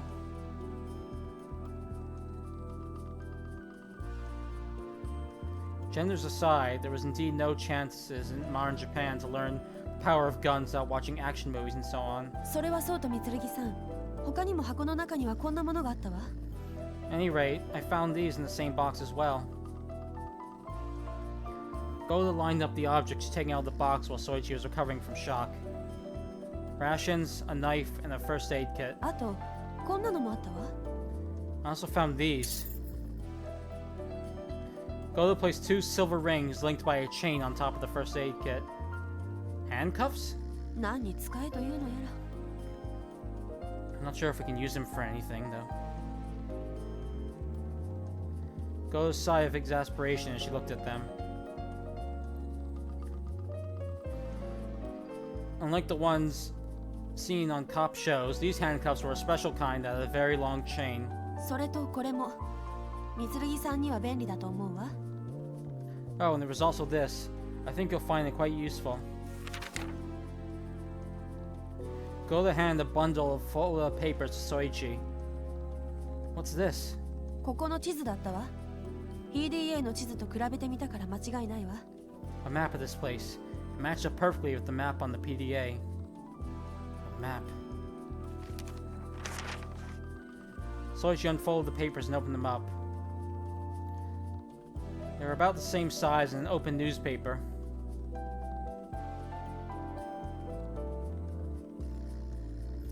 The cross sections for 6 buildings were drawn on them. Judging from the fact that the first one read 1F and the last one read 6F, each one probably corresponded to a different floor. Just as Goda had said, the one labeled 1F matched up with the map she'd shown Soichi on her PDA over and over again. It seemed that this was a printed version of the same map. So this building is 6 floors, huh? That fact finally hit Soichi when he saw the map divided into 6 sections. There had been a floor display icon on the PDA that allowed the user to change the floor on screen, but Soichi hadn't paid much heed. ルールに書いてあるように上のフロアに行かなきゃならないとしたら相当に骨が折れそうだわね。 It sure won't be easy if we go to the upper floors like the rules say, will it? It was already taking them a lot of effort to find the exit. So repeating the same process 6 times over sounded almost cruel. ともあれ、その地図は三剣さんにはちょうどいいんじゃないかしら。 That said, this map is perfect for you, isn't it? PDA が壊れてしまったわけだし、それがあるのとないのとではいざという時に違ってくるわ。 If your PDA broken, something like this will make all the difference if the going gets tough. When the going gets tough. はぐれたり、罠にはまったりってことよ。 Like if you get lost or run into a trap. それに銃やナイフを見たらあまり楽観していられないような気がしてきたわ。目の前にこんな現実の脅威があるんだもの。 After seeing that gun and knife, I don't feel we can keep a very optimistic view on things. Not with faced with such real threats anyway. You're right. By now, Soichi had seen enough proof to know that the danger Goda spoke of was all too present. Like getting lost in this vast labyrinth building. Or getting caught in the trap. Or meeting up with someone, encountering someone armed with a gun or a knife.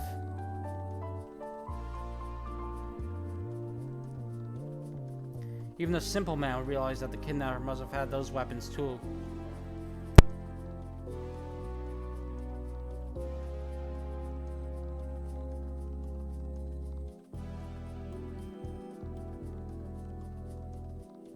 Okay then, I'll hold on to the map, but what should we do about the pistol? それも三剣さんにお願いするわ。私が持っていても使い方がわからないし。 You should hold on to that too. I don't know how to use one of those things. Are you sure you're okay with that? いいわよ別に。それで私を撃つつもりもないんでしょSure, I don't mind. I mean, it's not like you're planning on shooting me with that or anything, right? Go laugh of amusement. Of course not. そうよね。そうでなきゃ私を助けた意味がないものね。 I thought as much. Otherwise, you wouldn't have saved me, right? It seems she trusted Soichi by this point. Okay, got it. What about the rest? The knife, the first aid kit, and the handcuffs. There's still those 3 to sort out. 悪いけど、それも三剣さんが持っていてくれないかしら。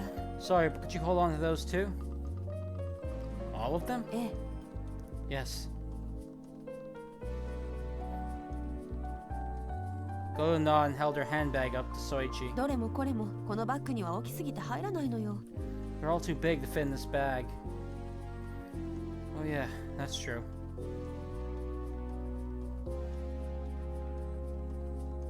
It was an expensive yet tiny handbag made of leather. It was hardly the sort of thing meant for carrying objects of those sizes. I'll put them all in my bag. I still have room in there. ごめんなさいね、みつるぎさん。 I'm sorry about this, Mitsurugi. Don't be. It's times like these where my youth comes in handy, that's all. And thus, Soichi and Goto stuffed everything they found into Soichi's bag. さて、行きましょうか。 Now then, shall we go? Once they finished packing and closing the bag, Goto clapped her hands and stood up. Yes. Soichi got to his feet, putting the bag on his back. Huh? Just then, Soichi thought he heard something. みつるぎさん Did you hear something? そう Goto quieted down and strained her ears. ほらおじさん、絶対こっちだって。話し声がしてたんだからさ。 Come on, Gramps, it's gotta be this way. I heard people talking. 待ってくれ長澤君。そんなに急いで行かないでくれ。 Hold on, Nagasawa. Don't rush so much. 早く行かないといなくなっちゃうかもしれないじゃないか。 But if we don't hurry, they might be gone by the time we get there, right? Soichi and Goto clearly heard those voices coming from behind. From the hallway, they traveled to get to this room. It seemed the voices were getting closer and closer. やっぱりいるみたいだよ。葉月のおじさん、早く来てってば。 Oh, it looks like they really are here. Come on, Mr. Hazuki, hurry. A second later, a boy appeared in front of the wide-open door. It wasn't long until he was joined by a middle-aged man. The way they'd been talking almost made him sound like father and son.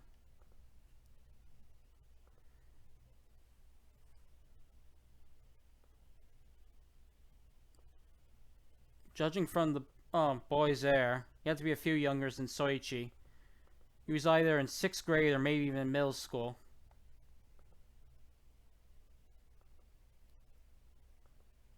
He was wearing casual clothes that didn't have any particular sense of fashion in mind.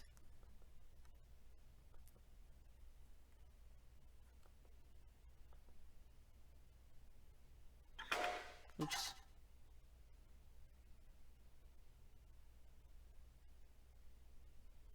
Judging from those, he couldn't have been any older than the middle school student.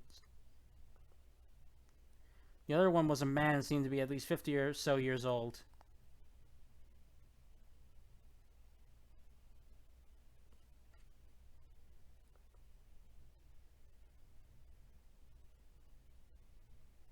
He wore typical suit clothing.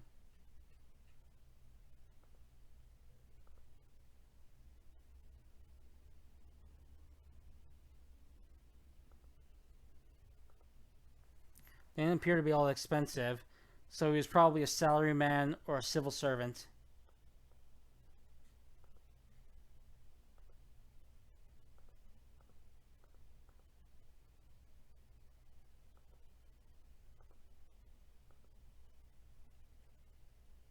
From his tall build and gentle features, he looked like a father accompanying his young son. 見たところ、こっちと同じような状況みたいね。 Judging from appearances, I think they're in the same boat as us. Looks that way. Judging from what they heard, they didn't appear to be in league with the kidnappers. And more importantly, they had the same silver collars around their necks. Those two factors led Soichi to believe they were stuck in the same unfortunate circumstances. Mind if we talk? It appeared their acquaintances felt the same. Thus, the four got off to a peaceful start. 僕の名前は葉月克美。こっちの子は長澤裕二君。My name is Katsumi Hazuki. This boy is Yuji Nagasawa. よろしく。 Nice to meet you. 彼とは2時間くらい前に会ったんだけど、なかなか頭の回る子でね。We met about 2 hours ago, but he's quite quick on his feet. ここまで何度も知恵を出してくれてね。僕とは違って機械にも強いし、随分と助かってるよ。He's shown his knowledge to me on multiple occasions. And unlike me, he's good with machines, so he's been a lifesaver there.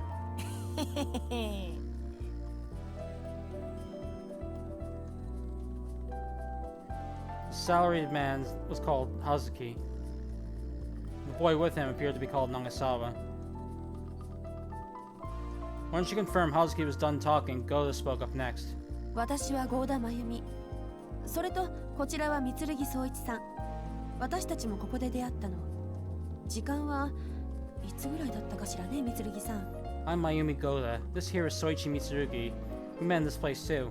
As for when... How long ago was it, Mitsurugi? About 2.5 hours ago, I think.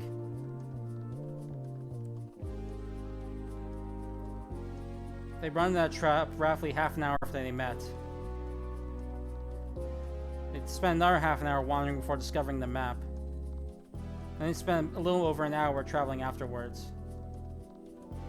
Soichi's estimate thus added up. そういうことみたい。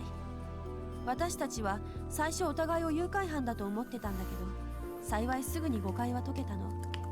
それ以降一緒に行動しているわ。It would seem so. We thought the other was the kidnapper at first, but we managed to clean up that misunderstanding right away, fortunately enough. We've been traveling together ever since. ということは、やっぱり彼らも僕らと同じような状況だったみたいだね、長澤君。It sounds like they really are in the same boat as us, Nagasawa. だから言ったじゃないか。もっとたくさんいるって。See? Didn't I tell you there were a lot more people out there? さすが長澤君だね。Yes, you sure did.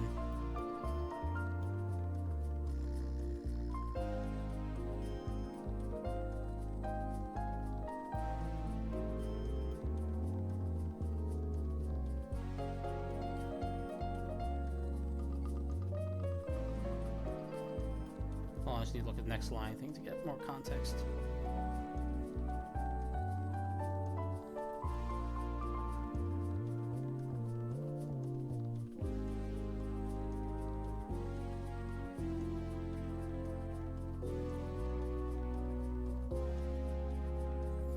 Okay, got it.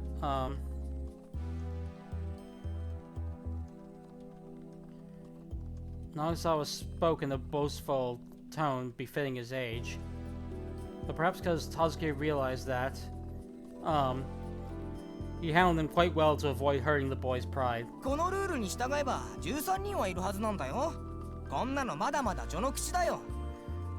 If the rules are right, then there should be 13 people. We're only just getting started. Actually, I saw one more person on my way here. Soichi chose that moment to cut in. それは確かかい？ Are you sure about that? Yes. She was a girl a little bit older than me with a collar. Soichi, hold on. Soichi remembered the first girl he'd seen here. That white dress. Her long hair done up in ponytails. Her straight back and her well-ordained profile. She was a beautiful woman. He could still remember all of it clearly. ほら、これで5人だよ、葉月のおじさん。ただの誘拐ならこんなにたくさんさらうバカはいないよ。足がつく危険が増えるばっかりじゃない。See, Mr. Hazuki? That makes 5 people. No one would be dumb enough to grab these many people for a simple kidnapping. It'll just make it that much easier to figure out who did it.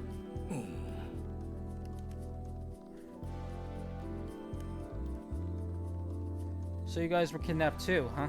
そうだよ、三剣の兄ちゃん。僕、俺は学校が終わって一度家に帰って遊びに出たらこの始末だよ。That's right, Mitsurugi. I went home after school got out, but then went out to play and ended up in this shit. 持ち物が取られてなかったのだけが不幸中の幸いかな。また一からキャラ育てんの面倒だもん。Guess it's a silver lining that it didn't take my stuff though. It would have been a pain in the ass to grind my character back up from level 1.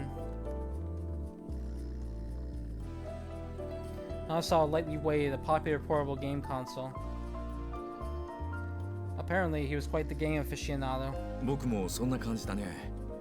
会社が終わって家に帰ろうと地下鉄に乗ろうとしたところまでは覚えてるんだけど、その先がさっぱり思い出せなくてね。 It was more or less the same for me. I remember everything up to getting on a subway on my way home from work, but nothing after that. その後はここで目が覚めて、困ってたら長澤くんが来てという次第でね。 I woke up in this place and came across Nagasawa here as I was worrying about what to do. Hazuki lately raised his hands in defeat as he told his story. 三剣の兄ちゃんたちもそうなの？ Was it the same for you guys too? Yeah, I was on my way home from school. 私は取引先からだわね。 I was on my way back from a meeting. へえ。こいつはいよいよやばいな。そろそろ本腰を入れないとダメかもしれないね。 Wow, this is some serious shit we found ourselves in. Might be screwed unless we start taking this seriously. Nagasawa said that. But though he was serious, there was a mysterious twinge of excitement dancing across his face. 本腰ってどういうことなの？ What do you mean by taking this seriously? 首輪とこいつが本物であるって前提で動いた方がいいってことだよ、おばさん。 I'm saying it'd be best for us to act under the assumption that the collar and these things are the real deal, Granny. Nagasawa weighs PDA in response to Go's question. 僕にはどうも信じられないんだよな、これは。 I can't bring myself to believe this is real.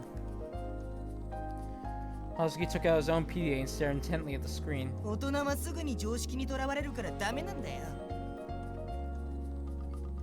See? This is the problem with you adults. You assume everything has to adhere to common sense. そうは言ってもな。 I get what you're saying, but still. 常識非常識で言えば、これだけたくさん誘拐してる時点で非常識極まりないと思わないの？ I mean, seriously, what part of normality applies to a situation where this many people have been grabbed?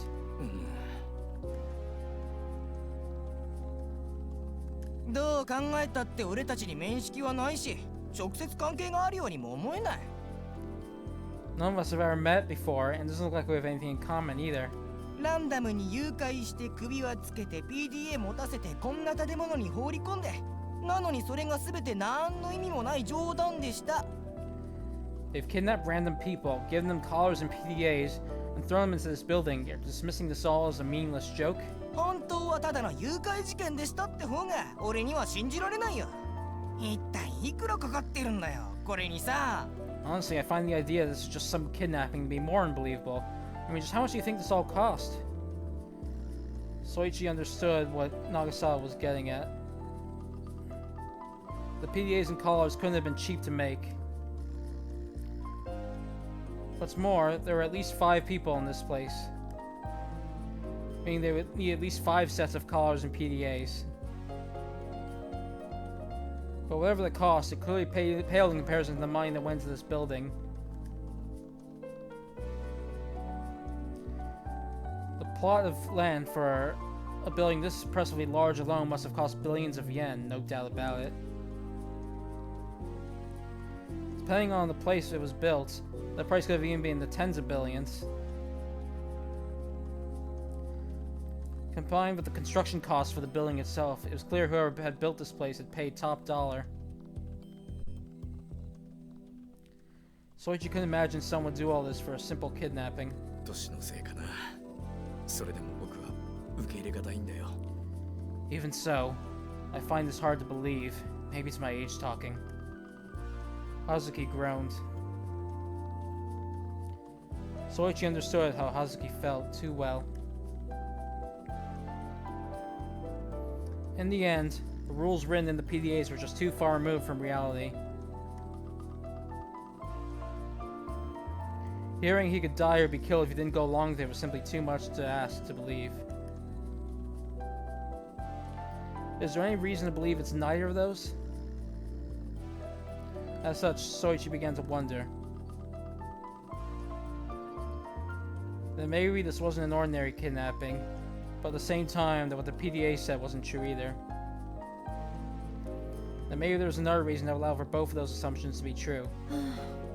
難しいわね。何かルールが間違ってるとか合ってるとかはっきりと分かるようなことがあればいいんだけど。 That's hard to say. It would be nice if we had some proof about whether the rules are true or false.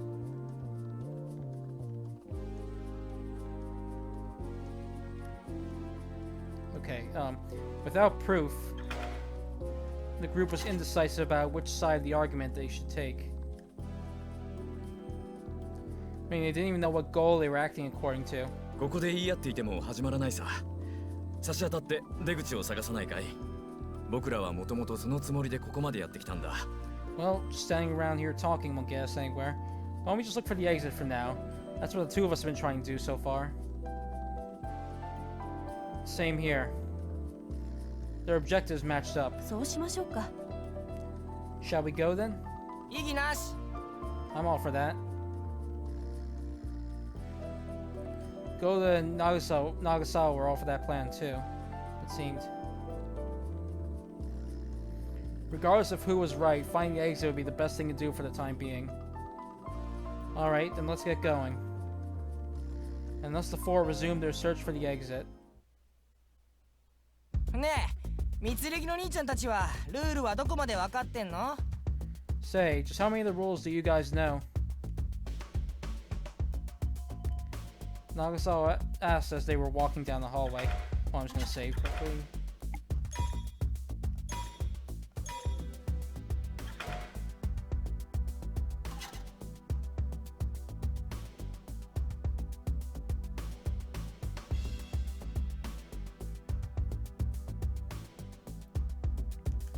Okay, according to the map, it won't be long until they finally reach the entrance hall.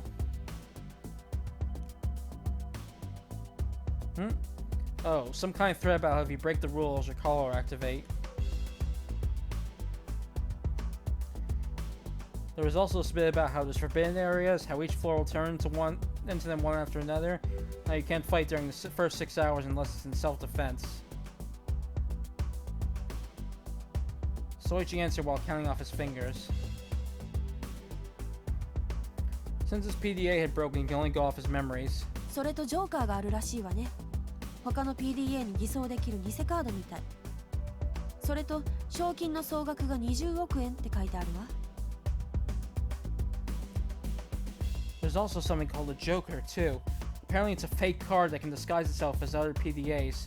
The rules also mention a prize of 2 billion yen. Goda explained the rules that have been written on their own PDA. Nagasawa's eyes went wide when she finished explaining. 20億 2 billion? ええ。それを勝った人間全員で山分けするらしいわ。Yes, it sounds like they'll split it equally amongst all the winners. すっげえ That's amazing!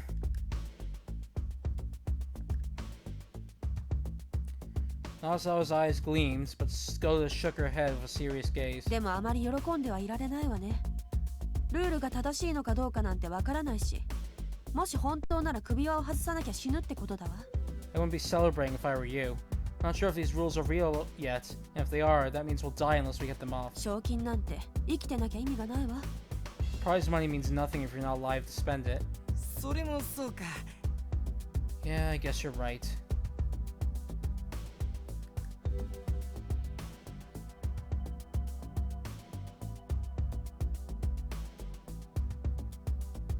Nagasawa's excitement was dialed down a notch by Go's comments. でも20億か。 But man, 2 billion. However, he still seemed interested in the prize money. Is that part about the prize money true? ええ。73時間が経過した時点での生存者に均等に分けられるようだわ。 Yes, it seems it'll be split equally amongst everyone who managed to survive for 73 hours. Goda nodded as she checked her PDA. ルールが本当ならだけどね。 If the rules are true, that is. Good point.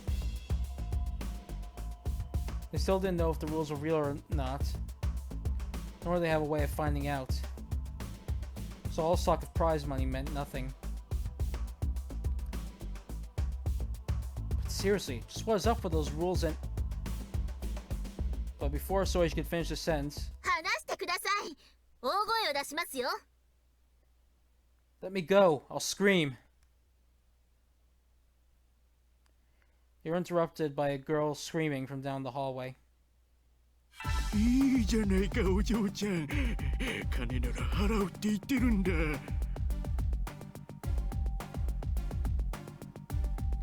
Why not, Missy? I told you I'd pay you if it's money you want. 話してください。 Please let me go.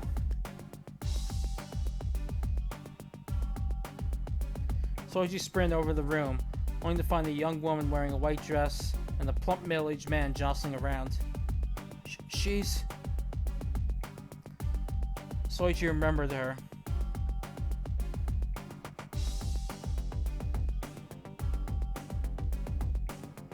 She was the girl Soichi had spotted walking down the hallway shortly after he'd woken up. This was the first time he'd seen her from the front, but she still looked as beautiful as he first felt. おじさんとしばらく甘いひとときを過ごすだけで大金が手に入るんだぞ。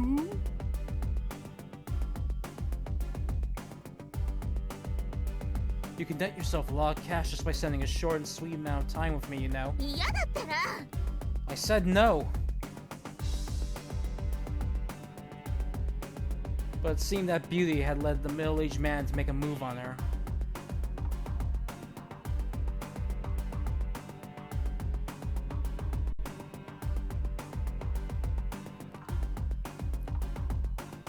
He was speaking in a very forceful tone of voice. He had grabbed the resisting girl and was pulling her towards him. 彼女を助けましょう、三剣さん。 Let's save her, Mitsurugi.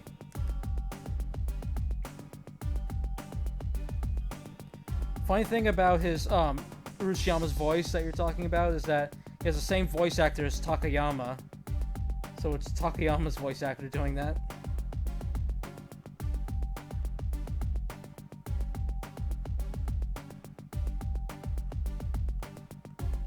Where was I? Okay, a grim look came over Yoda's face. She appeared to have just as low an opinion of the man as Soichi did. Right! Soichi had no objections. He couldn't stand to watch another second. でも兄ちゃんたち止めるときは気をつけた方がいいよ。一応まだ戦闘禁止なんだろ。 Well, you guys should be careful when stopping him. Fighting's still not allowed, remember? Oh yeah, you're right. Thanks, Nagasawa. While we're on the topic of range, Hazuki's voice actor is that's actually a bit of a good range too, because he's famous for a certain voice role in recent years that does not sound anything like that voice. So it's kind of interesting. Where was I? Right, I'm just gonna go back a line just to be safe. But you guys should be careful when stopping him. Fighting's still not allowed, remember? Oh yeah, you're right. Thanks, Nagasawa. Nagasawa's reminder cooled the blood rushing to Soichi's head a little. Non-combat. They didn't know if that was real or not. But it would indeed be best to avoid resorting to violence. でもあのおっちゃんを殴ればルールがはっきりするかもしれないから、俺としては殴ってくれた方がいいかな。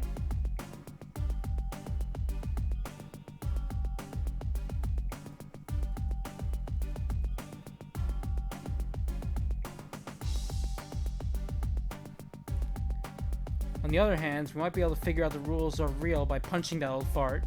Maybe I should give that a try? I'd rather you not. Soichi gave Nagasawa a wry smile before approaching the plump man and girl with Goda. あなた、そこで一体何をしてるの？彼女から手を離しなさい。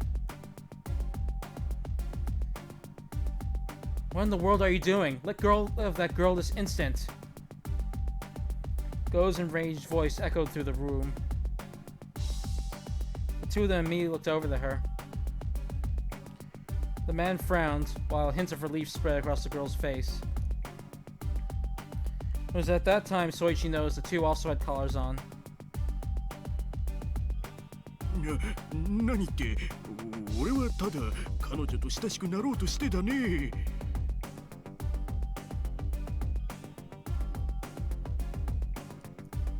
What am I doing? I'm just trying to get intimate with this girl. 話して。 Let me go. Can't you see she's not interested? Act your age and cut it out already.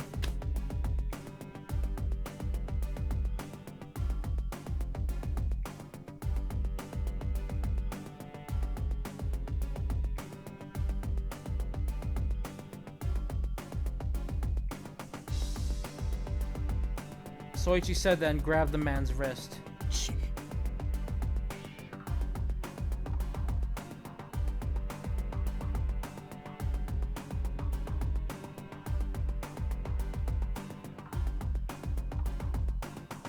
He shot Soichi a glare and released the girl.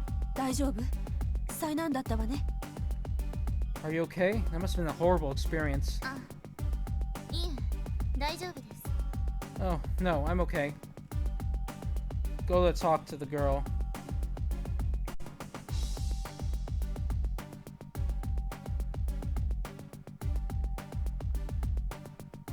She nodded stout-heartedly. Didn't seem like she was bluffing. 君も話してくれんかね。もう何もせんよ。 There, now can you let go of me already? I did what you said. Oh. It was only then that Soichi noticed that he was still grabbing the man's wrist himself. 三剣さん、ありがとう。もう話しても大丈夫よ。 Thank you, Mitsurugi. You let go of him now. 今の状況でこれ以上言いよるほどこのエロ親父もバカじゃないって。 Even this horny geezer isn't stupid enough to make another move on her in this situation. Nagasawa and Hazuki entered the room. エロ Horny?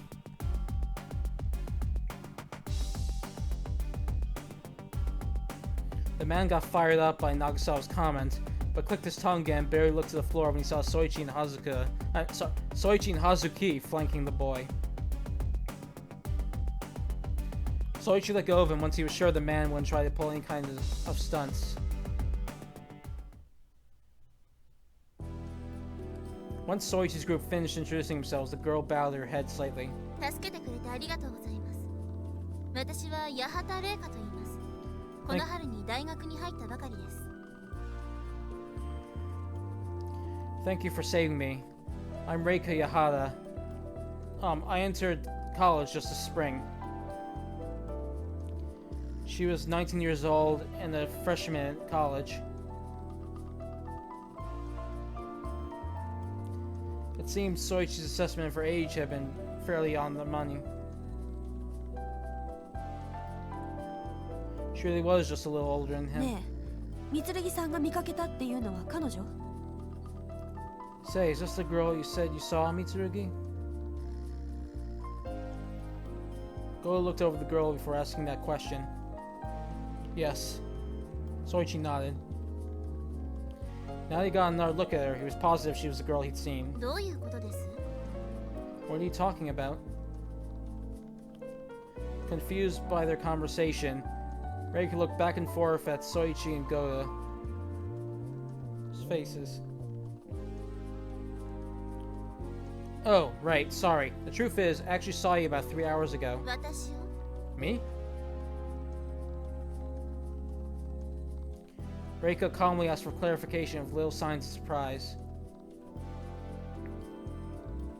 Right. Back then, I, kinda thought you might be in league with the kidnappers, so I ended up missing my chance to talk to you. そう。 I see. Reika nodded and looked away from Soichi. Now that she'd gotten her answer, she apparently lost all interest in him. 玲香さんもやっぱり誘拐されてきたのかしら？ So you were kidnapped too, Reika? 多分教授に呼び出されて講義棟から研究室棟に移動しようとしたところまでしか思い出せません。 Probably.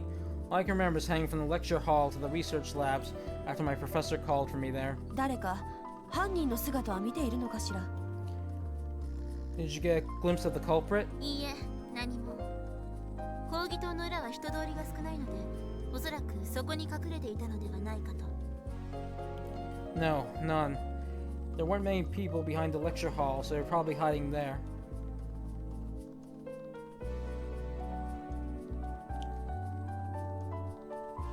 Golden nodded. Oh, sorry. Golden nodded after confirming Reika appeared to be in the same boat as the rest of them.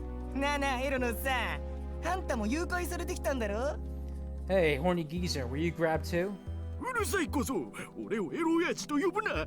俺には漆山金蔵という立派な名前があるんだ。どいつもこいつもバカにしくさって。 Shut up, brat. Don't call me a horny geezer. I have the respectable name of Gonzo Rushiyama, and don't you forget it. I'm sick of everyone making a fool of me. いくら綺麗なお姉さんがいたからってさ、誘拐されてきたっていう時によく逆ってられたもんだ。それだけで十分エロ親父だと思うけど。 Look, I know that girl's pretty and all, but acting like a dog in the heat after being kidnapped? I'd say it's more than enough reason to consider you a horny geezer. じゃかしこそ首根っこ引っこ抜いてやろうか。 Shut your damn trap. I'm gonna rip your head off. Rushiyama approached Nagasawa, his face red as a beet. But Nagasawa simply gave a confident smirk, not intimidating the slightest. いい加減にしないか長澤君。 Did you cut that out, Nagasawa? ちぇ、いいチャンスだと思ったのに。 Would have been the perfect opportunity, too. Though he looked annoyed, Nagasawa backed off just as Hazuki had asked. すみません漆山さん。ここは一つ穏便にお願いできませんかね。それこそ非常時ですし。 Sorry, Rushiyama. Given the emergency we found ourselves in, could you please try to keep things peaceful? まあよかろう。 Well, I suppose I can. ありがとうございます。 Thank you.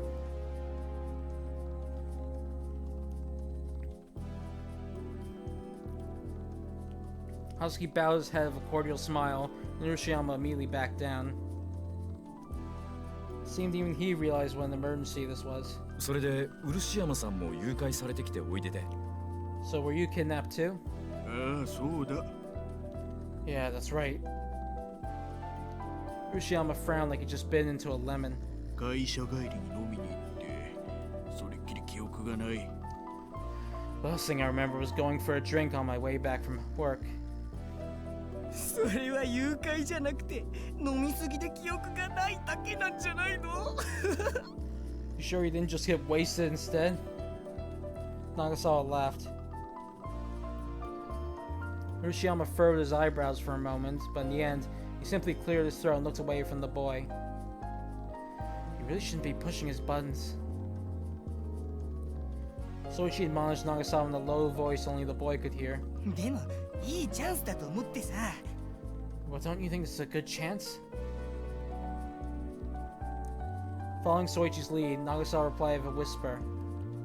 Chance for what? ルールの真偽を確かめるチャンスだよ。他に何があるのさ。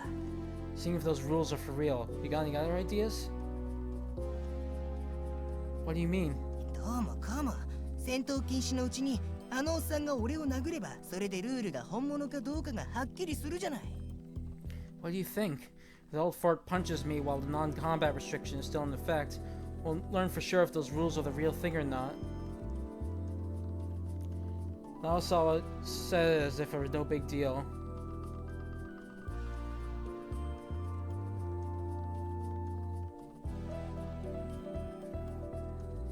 Soichi's eyes widened when he finally caught on to what Nagasawa was implying. Hey, Nagasawa! Soichi unconsciously rose his voice. The others all turned to him at that moment. Noticing their stares, Nagasawa faced Soichi and waved his hands casually. 声が大きいってば兄ちゃん。分かったって。この方法はもうやめるよ。あまり怖い顔しないでよ。 Keep your voice down, Mitsurugi. Fine, I get it. Stop trying. No need to look so threatening. Nagasawa finished with a laugh to placate Soichi. I can't believe it. Though Soichi dropped it at that, he couldn't hide how much Nagasawa's suggestion had shaken him up.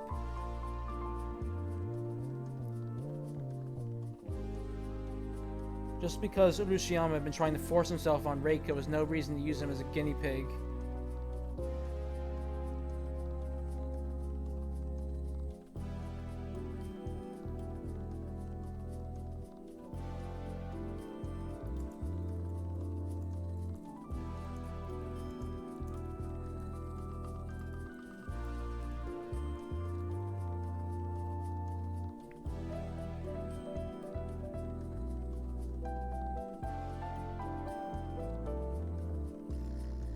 Soichi felt anxiety like none other before at the thought of how casually Nagasawa had tried manipulating him that way.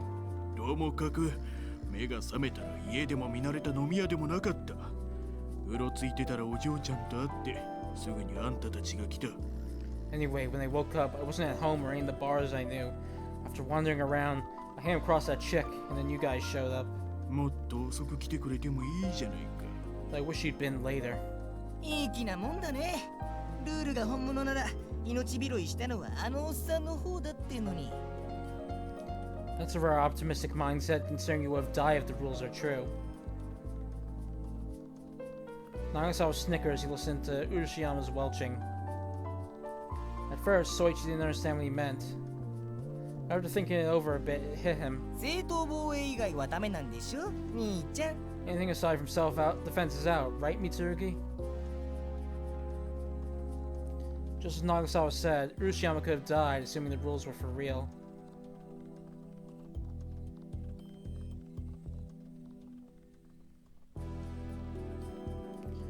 Had the group not shown up and he continued grappling with Reika, she probably would have ended up trying to push him away. It would have counted. Oops. That would have counted as self-defense, so Reika wouldn't be breaking any rules.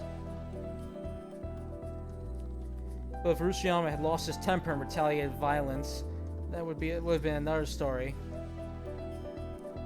In the end, exactly who was it the group had saved?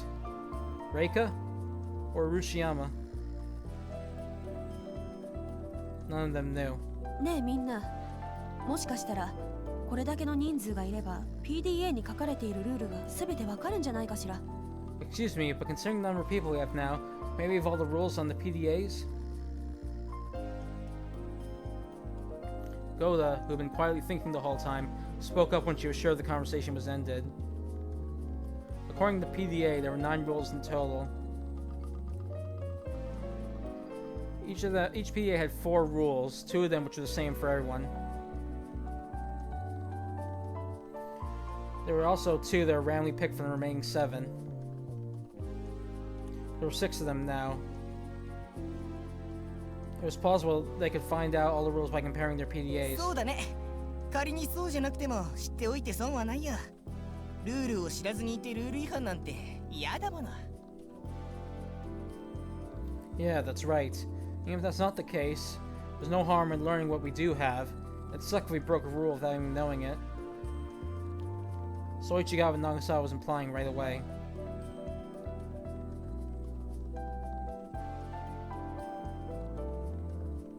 Just a minute ago, Nagasawa had been trying to get Urashiyama to break a rule he likely didn't know about. But at the same time, he must have realized that he also faced that risk. それはどういうことだ? What do you mean?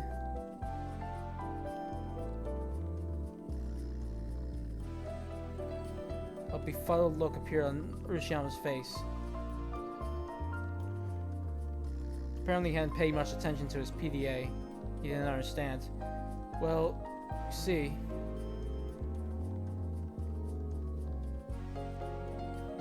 And thus, as to confirm the rules, Urashiyama and the others began to understand what kind of situation they were in. I'm done writing.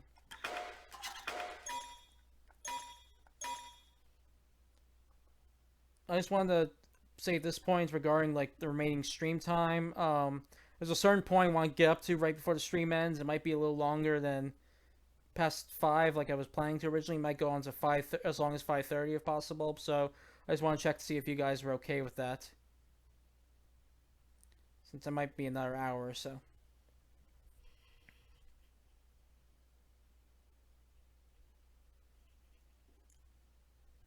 In the meantime, I'm going to take a quick drink break.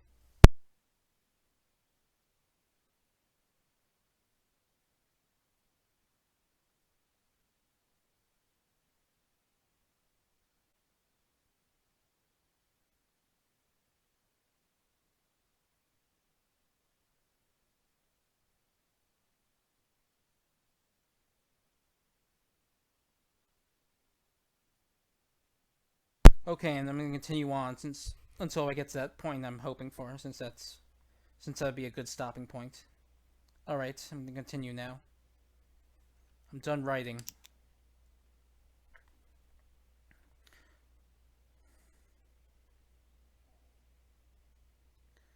Soichi withdrew the tip of his ballpoint pen and put it back in its case. He'd finished writing down a list of the rules the group had read to each other. ご苦労様、水木さん。 Thank you, Mitsurugi.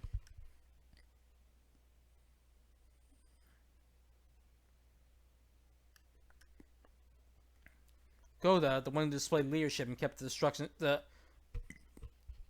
Goda, the one who had displayed leadership and kept the discussions on track, had a shade of gloom to her voice and face. But she wasn't the only one. Everyone's faces were twisted in shock and horror. Rules 1 through 8 hadn't been all that distressing. But rule number 9, Urashiyama's PDA, the one that listed the call release conditions for each PDA, left the group all visibly shaken up. Killing a certain person. Killing 3 random people. Activating 5 callers. And the death of everyone else. One crazy condition after another, all lined up. とても正気とは思えないが This is pure insanity.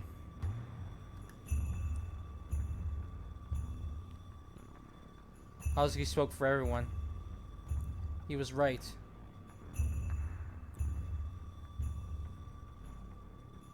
All of them felt the same way and had no idea what they should be doing. 私たちをここに連れ込んだ連中はこんなことを私たちにやらせようとしているの。 So the people who brought us here want to force us to do all that? Reika studied Soichi's open notebook carefully. She kept her cool all this time, but at this point, even her expression was rather perturbed. No way. It's not like they're saying we have to kill each other or anything. Soichi unconsciously broke out into shivers. これが本当なら、そういうことになるわね。他人を殺さないと、自分が死んでしまう人間がいるわけだから。 If these rules are true, then that is what it means. In other words, if we don't kill, then someone else will. To Zoichi's ears, it sounded like Godo was flustered. But he felt the exact same way. Ever since he woke up here, he'd been meeting more and more people. At first it was only himself, but now there were 6. Initially, he dismissed the whole thing as a bad joke, but at this point he's starting to believe it was for real. 6 kidnappings, 6 callers, and 6 PDAs. Now available for the Nintendo DS.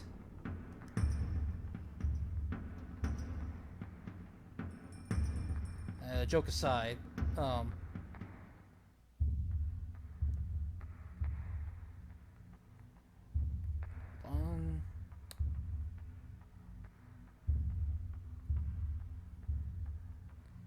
Alright, back, here we go.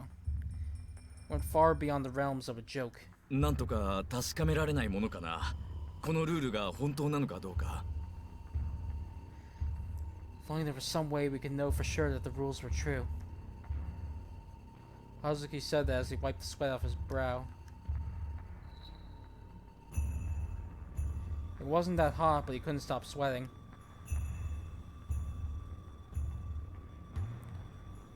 If the rules were false, then it would all be fine. All they have to do in that case was watch out for the kidnappers. But in the off chance that they weren't false, not only would they have to get their collars off, but also to protect themselves from those who were trying to kill people.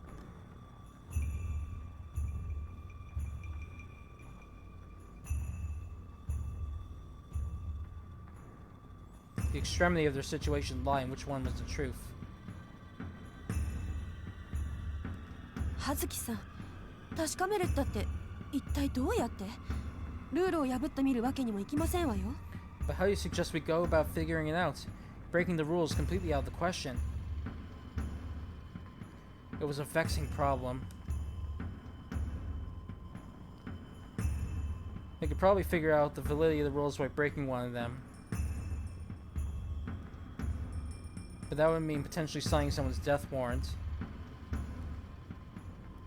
If that's what it meant, now it would be much better to let time run out. だから漆山のおっさんで試せばよかったんだ。 See, this is why we should have made Urashiyama test it out. Nagasawa grumbled quietly to himself. He was clearly frustrated by the current situation. Oh. Just then, Soichi was hit with an idea. I know, why don't we just remove someone's collar? 首輪を Remove their collar? That's right, Reika. Not by breaking the rules, but by obeying them. If we do as they say and the collar comes off, then we'll know if the rules are for real, won't we?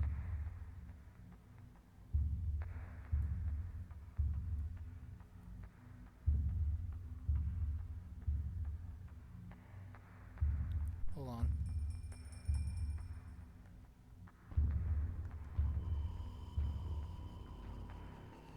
Okay. There were conditions out there that were easy to accomplish so long as all the relevant owners were cooperative. Like the ones that required either the usage or destruction of the Joker, or the ones requiring the collection or destruction of PDAs, or the one requiring meeting 13 people. それは難しいわね。 That would not be easy. Huh? But Reika shot the idea right down. 協力して首輪を外すということは自分の手の内を明かすということでもあるわ。考えてみて。私たちは本当にお互いを信用できるのかしら。 Cooperating with others to remove the collars means showing them your hand. Think about it. Can we really trust each other? 協力するふりをしていきなり殺しに来る場合もあるんじゃないかしら。 What if one of us pretends to cooperate, only to stab us in the back when we least expect it? What? They wouldn't! 三剣、あなたがそれを狙っていない保証はあるの？ Do you have proof of that, Mitsurugi? Reika's words were sharp. However, she made a valid point. For all they knew of each other, everyone was suspicious. 私たちはここに誘拐されてきたわ。 We're here because someone kidnapped us. でも目の前の人間が同じように誘拐されてきたと話していてもそれだけで相手を完全に信じるのは早計だわ。 But it's too hasty to completely trust each other simply because each of us claim to be in the same boat. ここにいる人間の中に首輪をつけて被害者のふりをしている誘拐犯が混じっていても私は驚かない。 Honestly, it wouldn't surprise me if one of us is simply pretending to be a victim, when in fact they're actually in league with the kidnappers. That's... Soichi was surprised.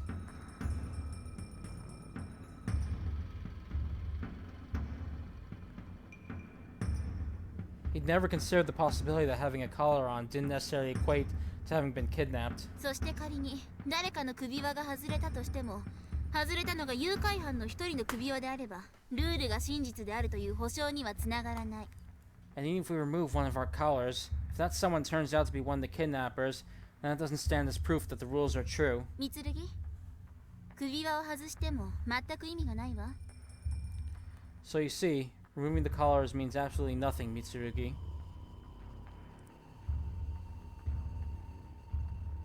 If one of them was in league with the kidnappers, then their collar was likely nothing more than a toy.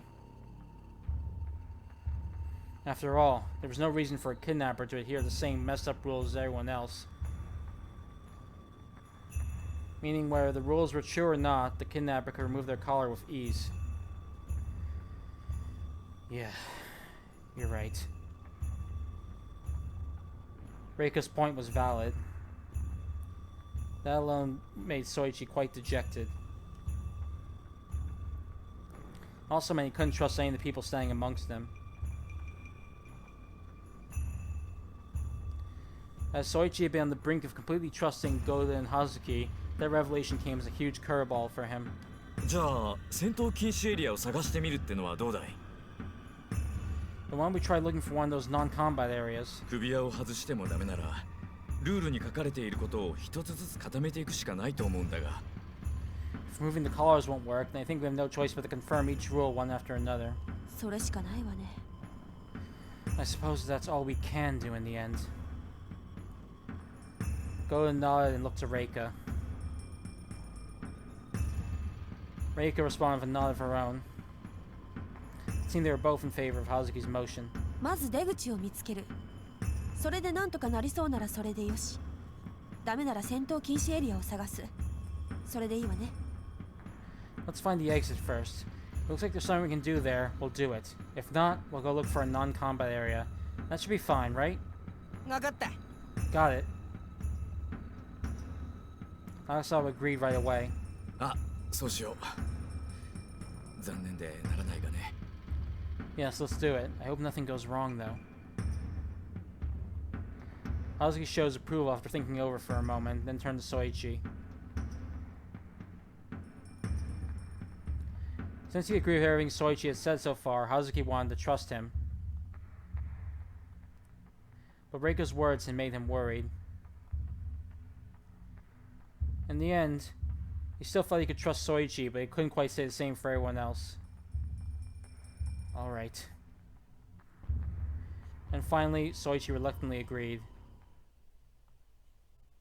ここも暗いんだね。僕はこれだけ大きい建物のエントランスといえばもっと明るいイメージがあったんだが。 Saving here. Taking a quick few second drink break.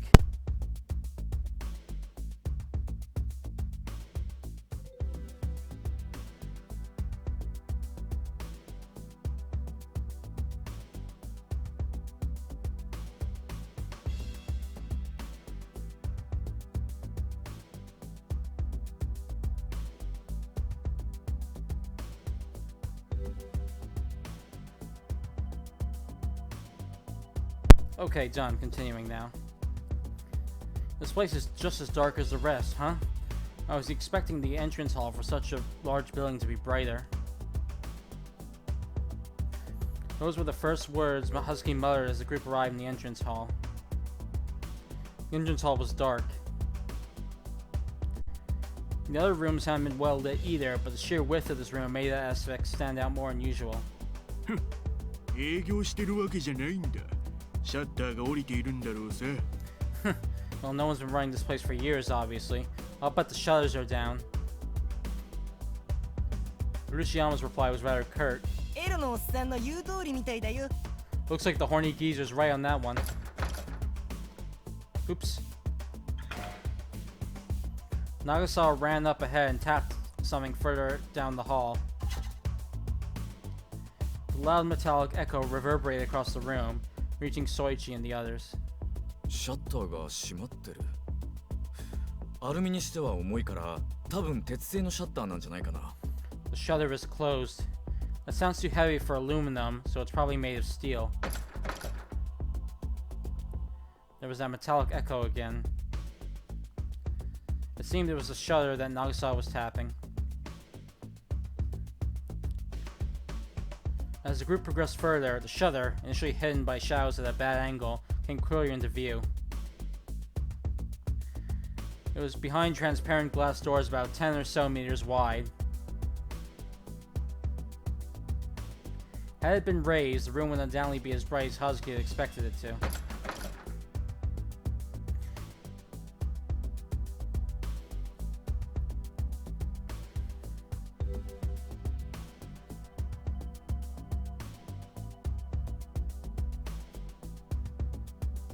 Hold on.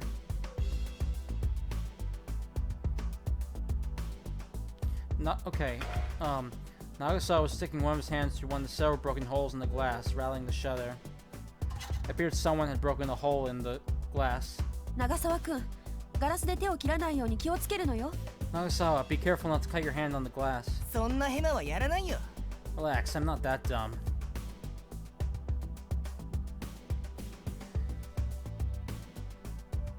Hold on.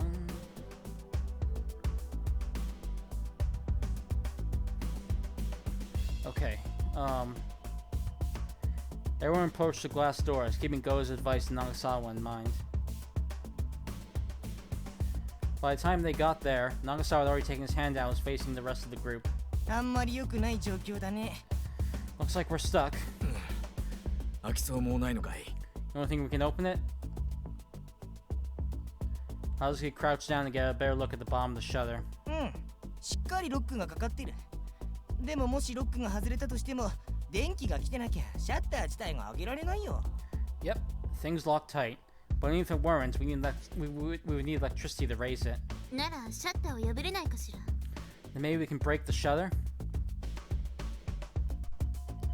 Reika stood next to Hazuki as she touched the steel shutter through one of the holes. The shutter had clearly rusted, so Soichi agreed that breaking the shutter seemed possible. それなら向こうに破った穴があるよ。 Look over there. Someone already beat us to it. Nagasawa sighed as he pointed to something a short distance away.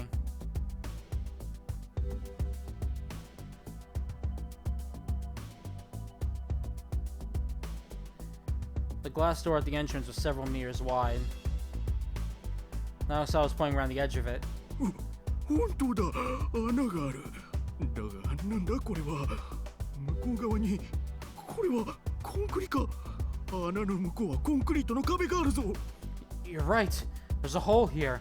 But what's this? Is that concrete? There's a concrete wall on the other side of the hole.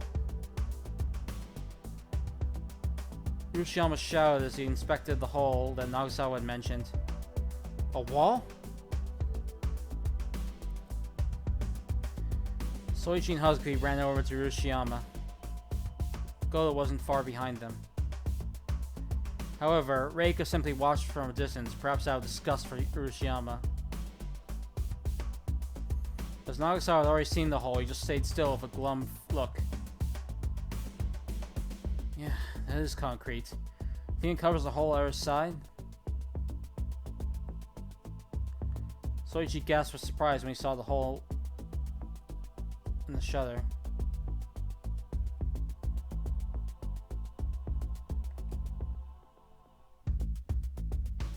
The shutter beyond the glass hole. Was the concrete wall as big and wide as the shutter blocking the way between them and the exit entrance? 多分そうだと思うわ。そうでないならいくらなんでもシャッターの向こうから明かりが少しくらい漏れていてもいいはずよ。 Most likely, I'd say. If it weren't, then there should have been at least some light shining in from the other side of the shutter. Goto stood behind Soichi and looked up at the shutter. Though Soichi couldn't see her face, he surmised from her tone that she had a rather bitter expression. みんなこれを見てくれ。ほらここ。 Everyone, over here, look! All of a sudden, Hazuki pointed at the concrete wall. Soichi followed his finger and noticed the hole next to the opening in the shutter. これはコンクリートを掘った跡じゃないかい。 These marks in the concrete, they're digging marks, aren't they? I think you're right. Soichi looked over Hazuki's shoulder.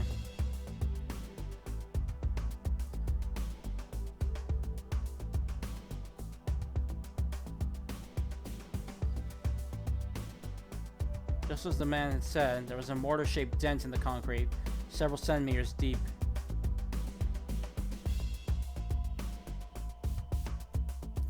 It appeared to have made as a result of being struck with a sharp object again and again. There were countless scratches at the bottom of the dent. All that digging, yet it didn't break through. Soichi put his hand in the dent.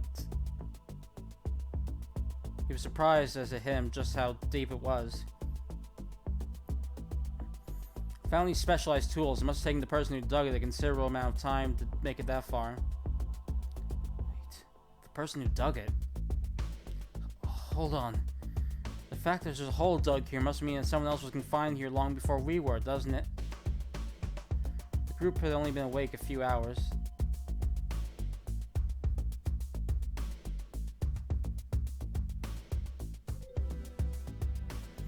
There was no way anyone could have dug a hole that deep in such a short amount of time. Hazuki's face changed at Soichi's comment. He proceeded to stick his hand in the dent, brushing against it several times before taking it out. 宗一君の言う通りだ。これを見てくれ。くぼみの中にも埃が溜まっていた。このくぼみができたのは随分前らしいよ。Soichi's right. Look at this. The dent is covered with dust. Must have been made quite a while ago. Thick layers of dust in the dent made it clear that it could not have been dug at any point within the last 2 days. I think someone had been trapped in here before they had. They tried to dig through the concrete in an attempt to escape, but failed. After a long time had passed, Soichi and the others were brought to the same building. ってことは何か俺らより以前にも今の俺たちのように閉じ込められた連中がいたっていうのか What's that supposed to mean? Are you saying there were other guys who were thrown in here before us?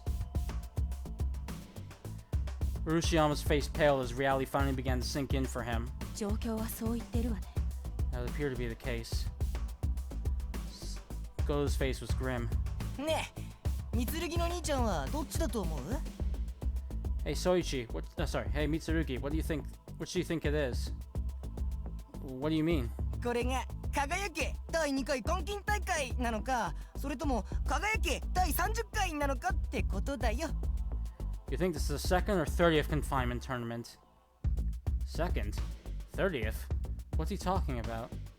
He didn't understand what Nagasawa was getting at. 俺たちは誘拐犯人にとっても特別な事件に巻き込まれてるのかそれとも誘拐犯人にとってはごく当たり前の事件に巻き込まれてるのかって話さ I'm asking if you think this is either special and ordinary kidnapping, from the kidnapper's point of view, that is. With that, Soichi finally understood what Nagasawa meant. Including their group, this place had been used at least twice to confine people. If this was only the second time, then it was a special incident. But what if it was more than that? What if they were the 30th group? What if it happened many times before, and it was just a run-of-the-mill job for the culprits? Hold on, Nagasawa. Are you saying... Just then, everyone's PDAs beeped suddenly.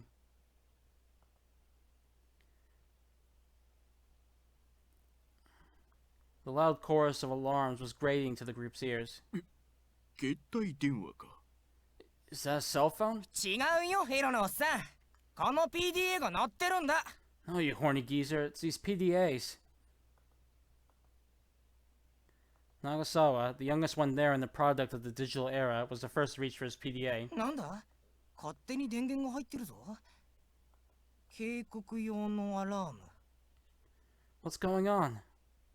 Why did it turn back on by itself? Warning alarm? 三剣さん、これを見て。 Mitsurugi, look at this! Goda frankly showed Soichi her PDA. The following words were written on screen. 6 hours have passed since the start of the game. Thank you for your patience. Combat is now no longer prohibited in all areas. No longer prohibited? What does that mean? But before Soichi could complete that thought, yet another sudden change occurred.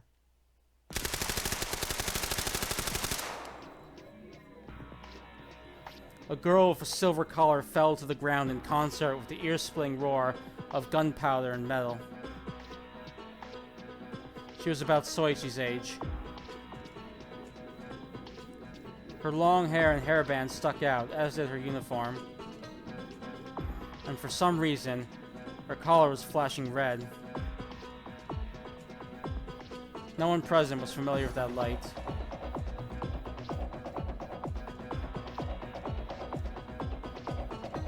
For some reason, her body kept twitching as she lay on the ground.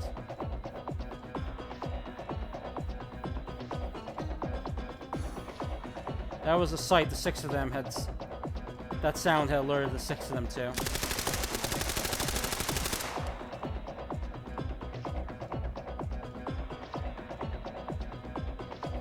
Her movements were synchronized to the continuous sounds of exploding gunpowder and metal colliding with flesh.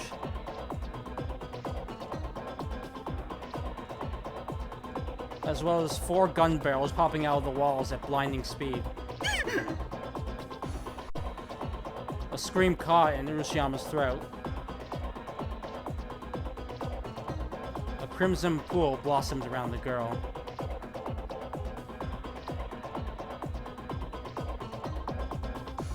It reeked. The air was filled with a particular scent of iron and gunpowder.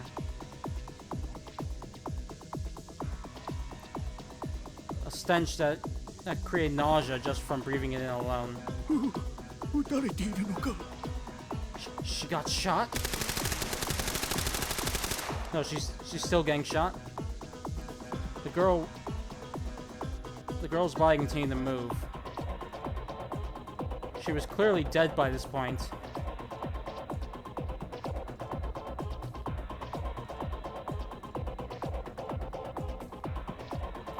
Yeah, in spite of that, her body kept on twitching as the guns continued to unload into her. No one said a word until the roars finally ceased.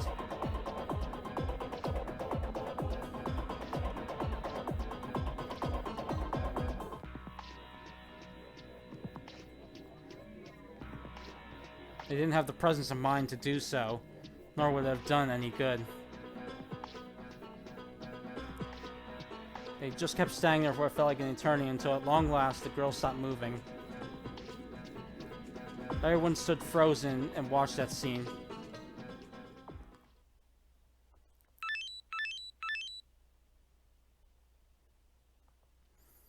It was the ringing of their PDAs that finally got their halted thoughts moving again. You were unable to fulfill your collar release condition.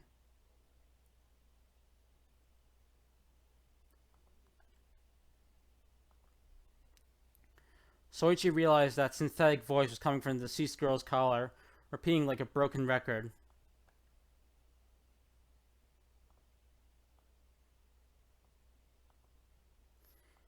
In actuality, that voice had been playing the moment that collar had started blinking red, but had been drowned out by the cacophony of gunfire.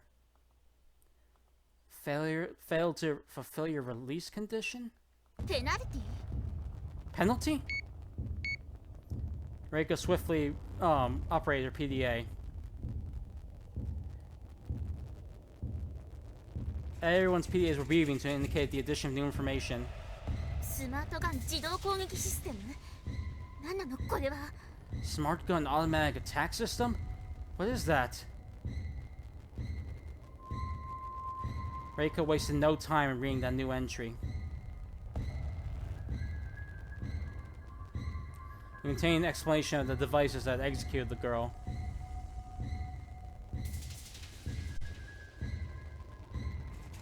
An attack system laid across the entire building to kill rule breakers or players who have failed to remove their collar. By entering one of the system's detection areas while their collar is active, 4 guns guided by thermal imaging and the player's ID code will come forth and attack the target. The attack will continue until the thermal imaging temperature decreases or the ID code ceases. Reiko's voice trembled as she read that. Not even she of all people could keep her cool after witnessing a gruesome sight like that. So that means she failed to remove her collar and was therefore killed in accordance with the rules? Soichi watched with dumbfoundment as the 4 gun barrels retreated into the wall. Not once had they pointed at the group. They had no need to attack those who had been complying with the rules. マジかよ。 Oh shit. Up until now, Nagasawa had been somewhat enjoying the whole affair. But the girl's horrific death had shocked him straight, it seemed. With a pale face, he slowly approached the dead girl's body as though mesmerized. Nagasawa-kun.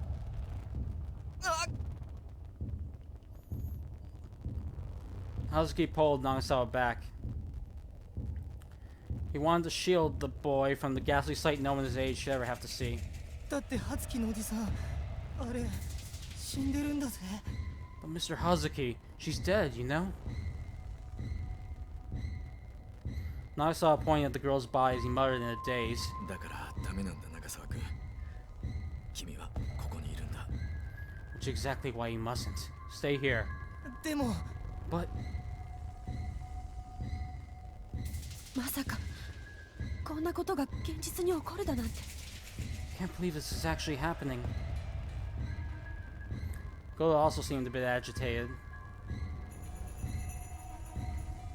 The look on her face seemed to say that she didn't quite know how to take in what she just witnessed. 全て本当だというの？ルールも条件も何もかも。So the rules, release conditions, everything else are all for real? Goto spoke the words on everyone's minds. Much as they hated it, the scene that had played out before them had forced them to accept the facts. If they failed to remove their collar or broke one of the rules, they would end up dead just like this girl.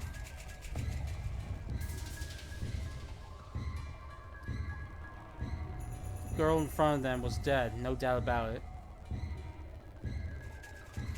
No one was in any mind to try to defy the rules anymore. The rules were absolute. They had to obey them if they didn't want to die.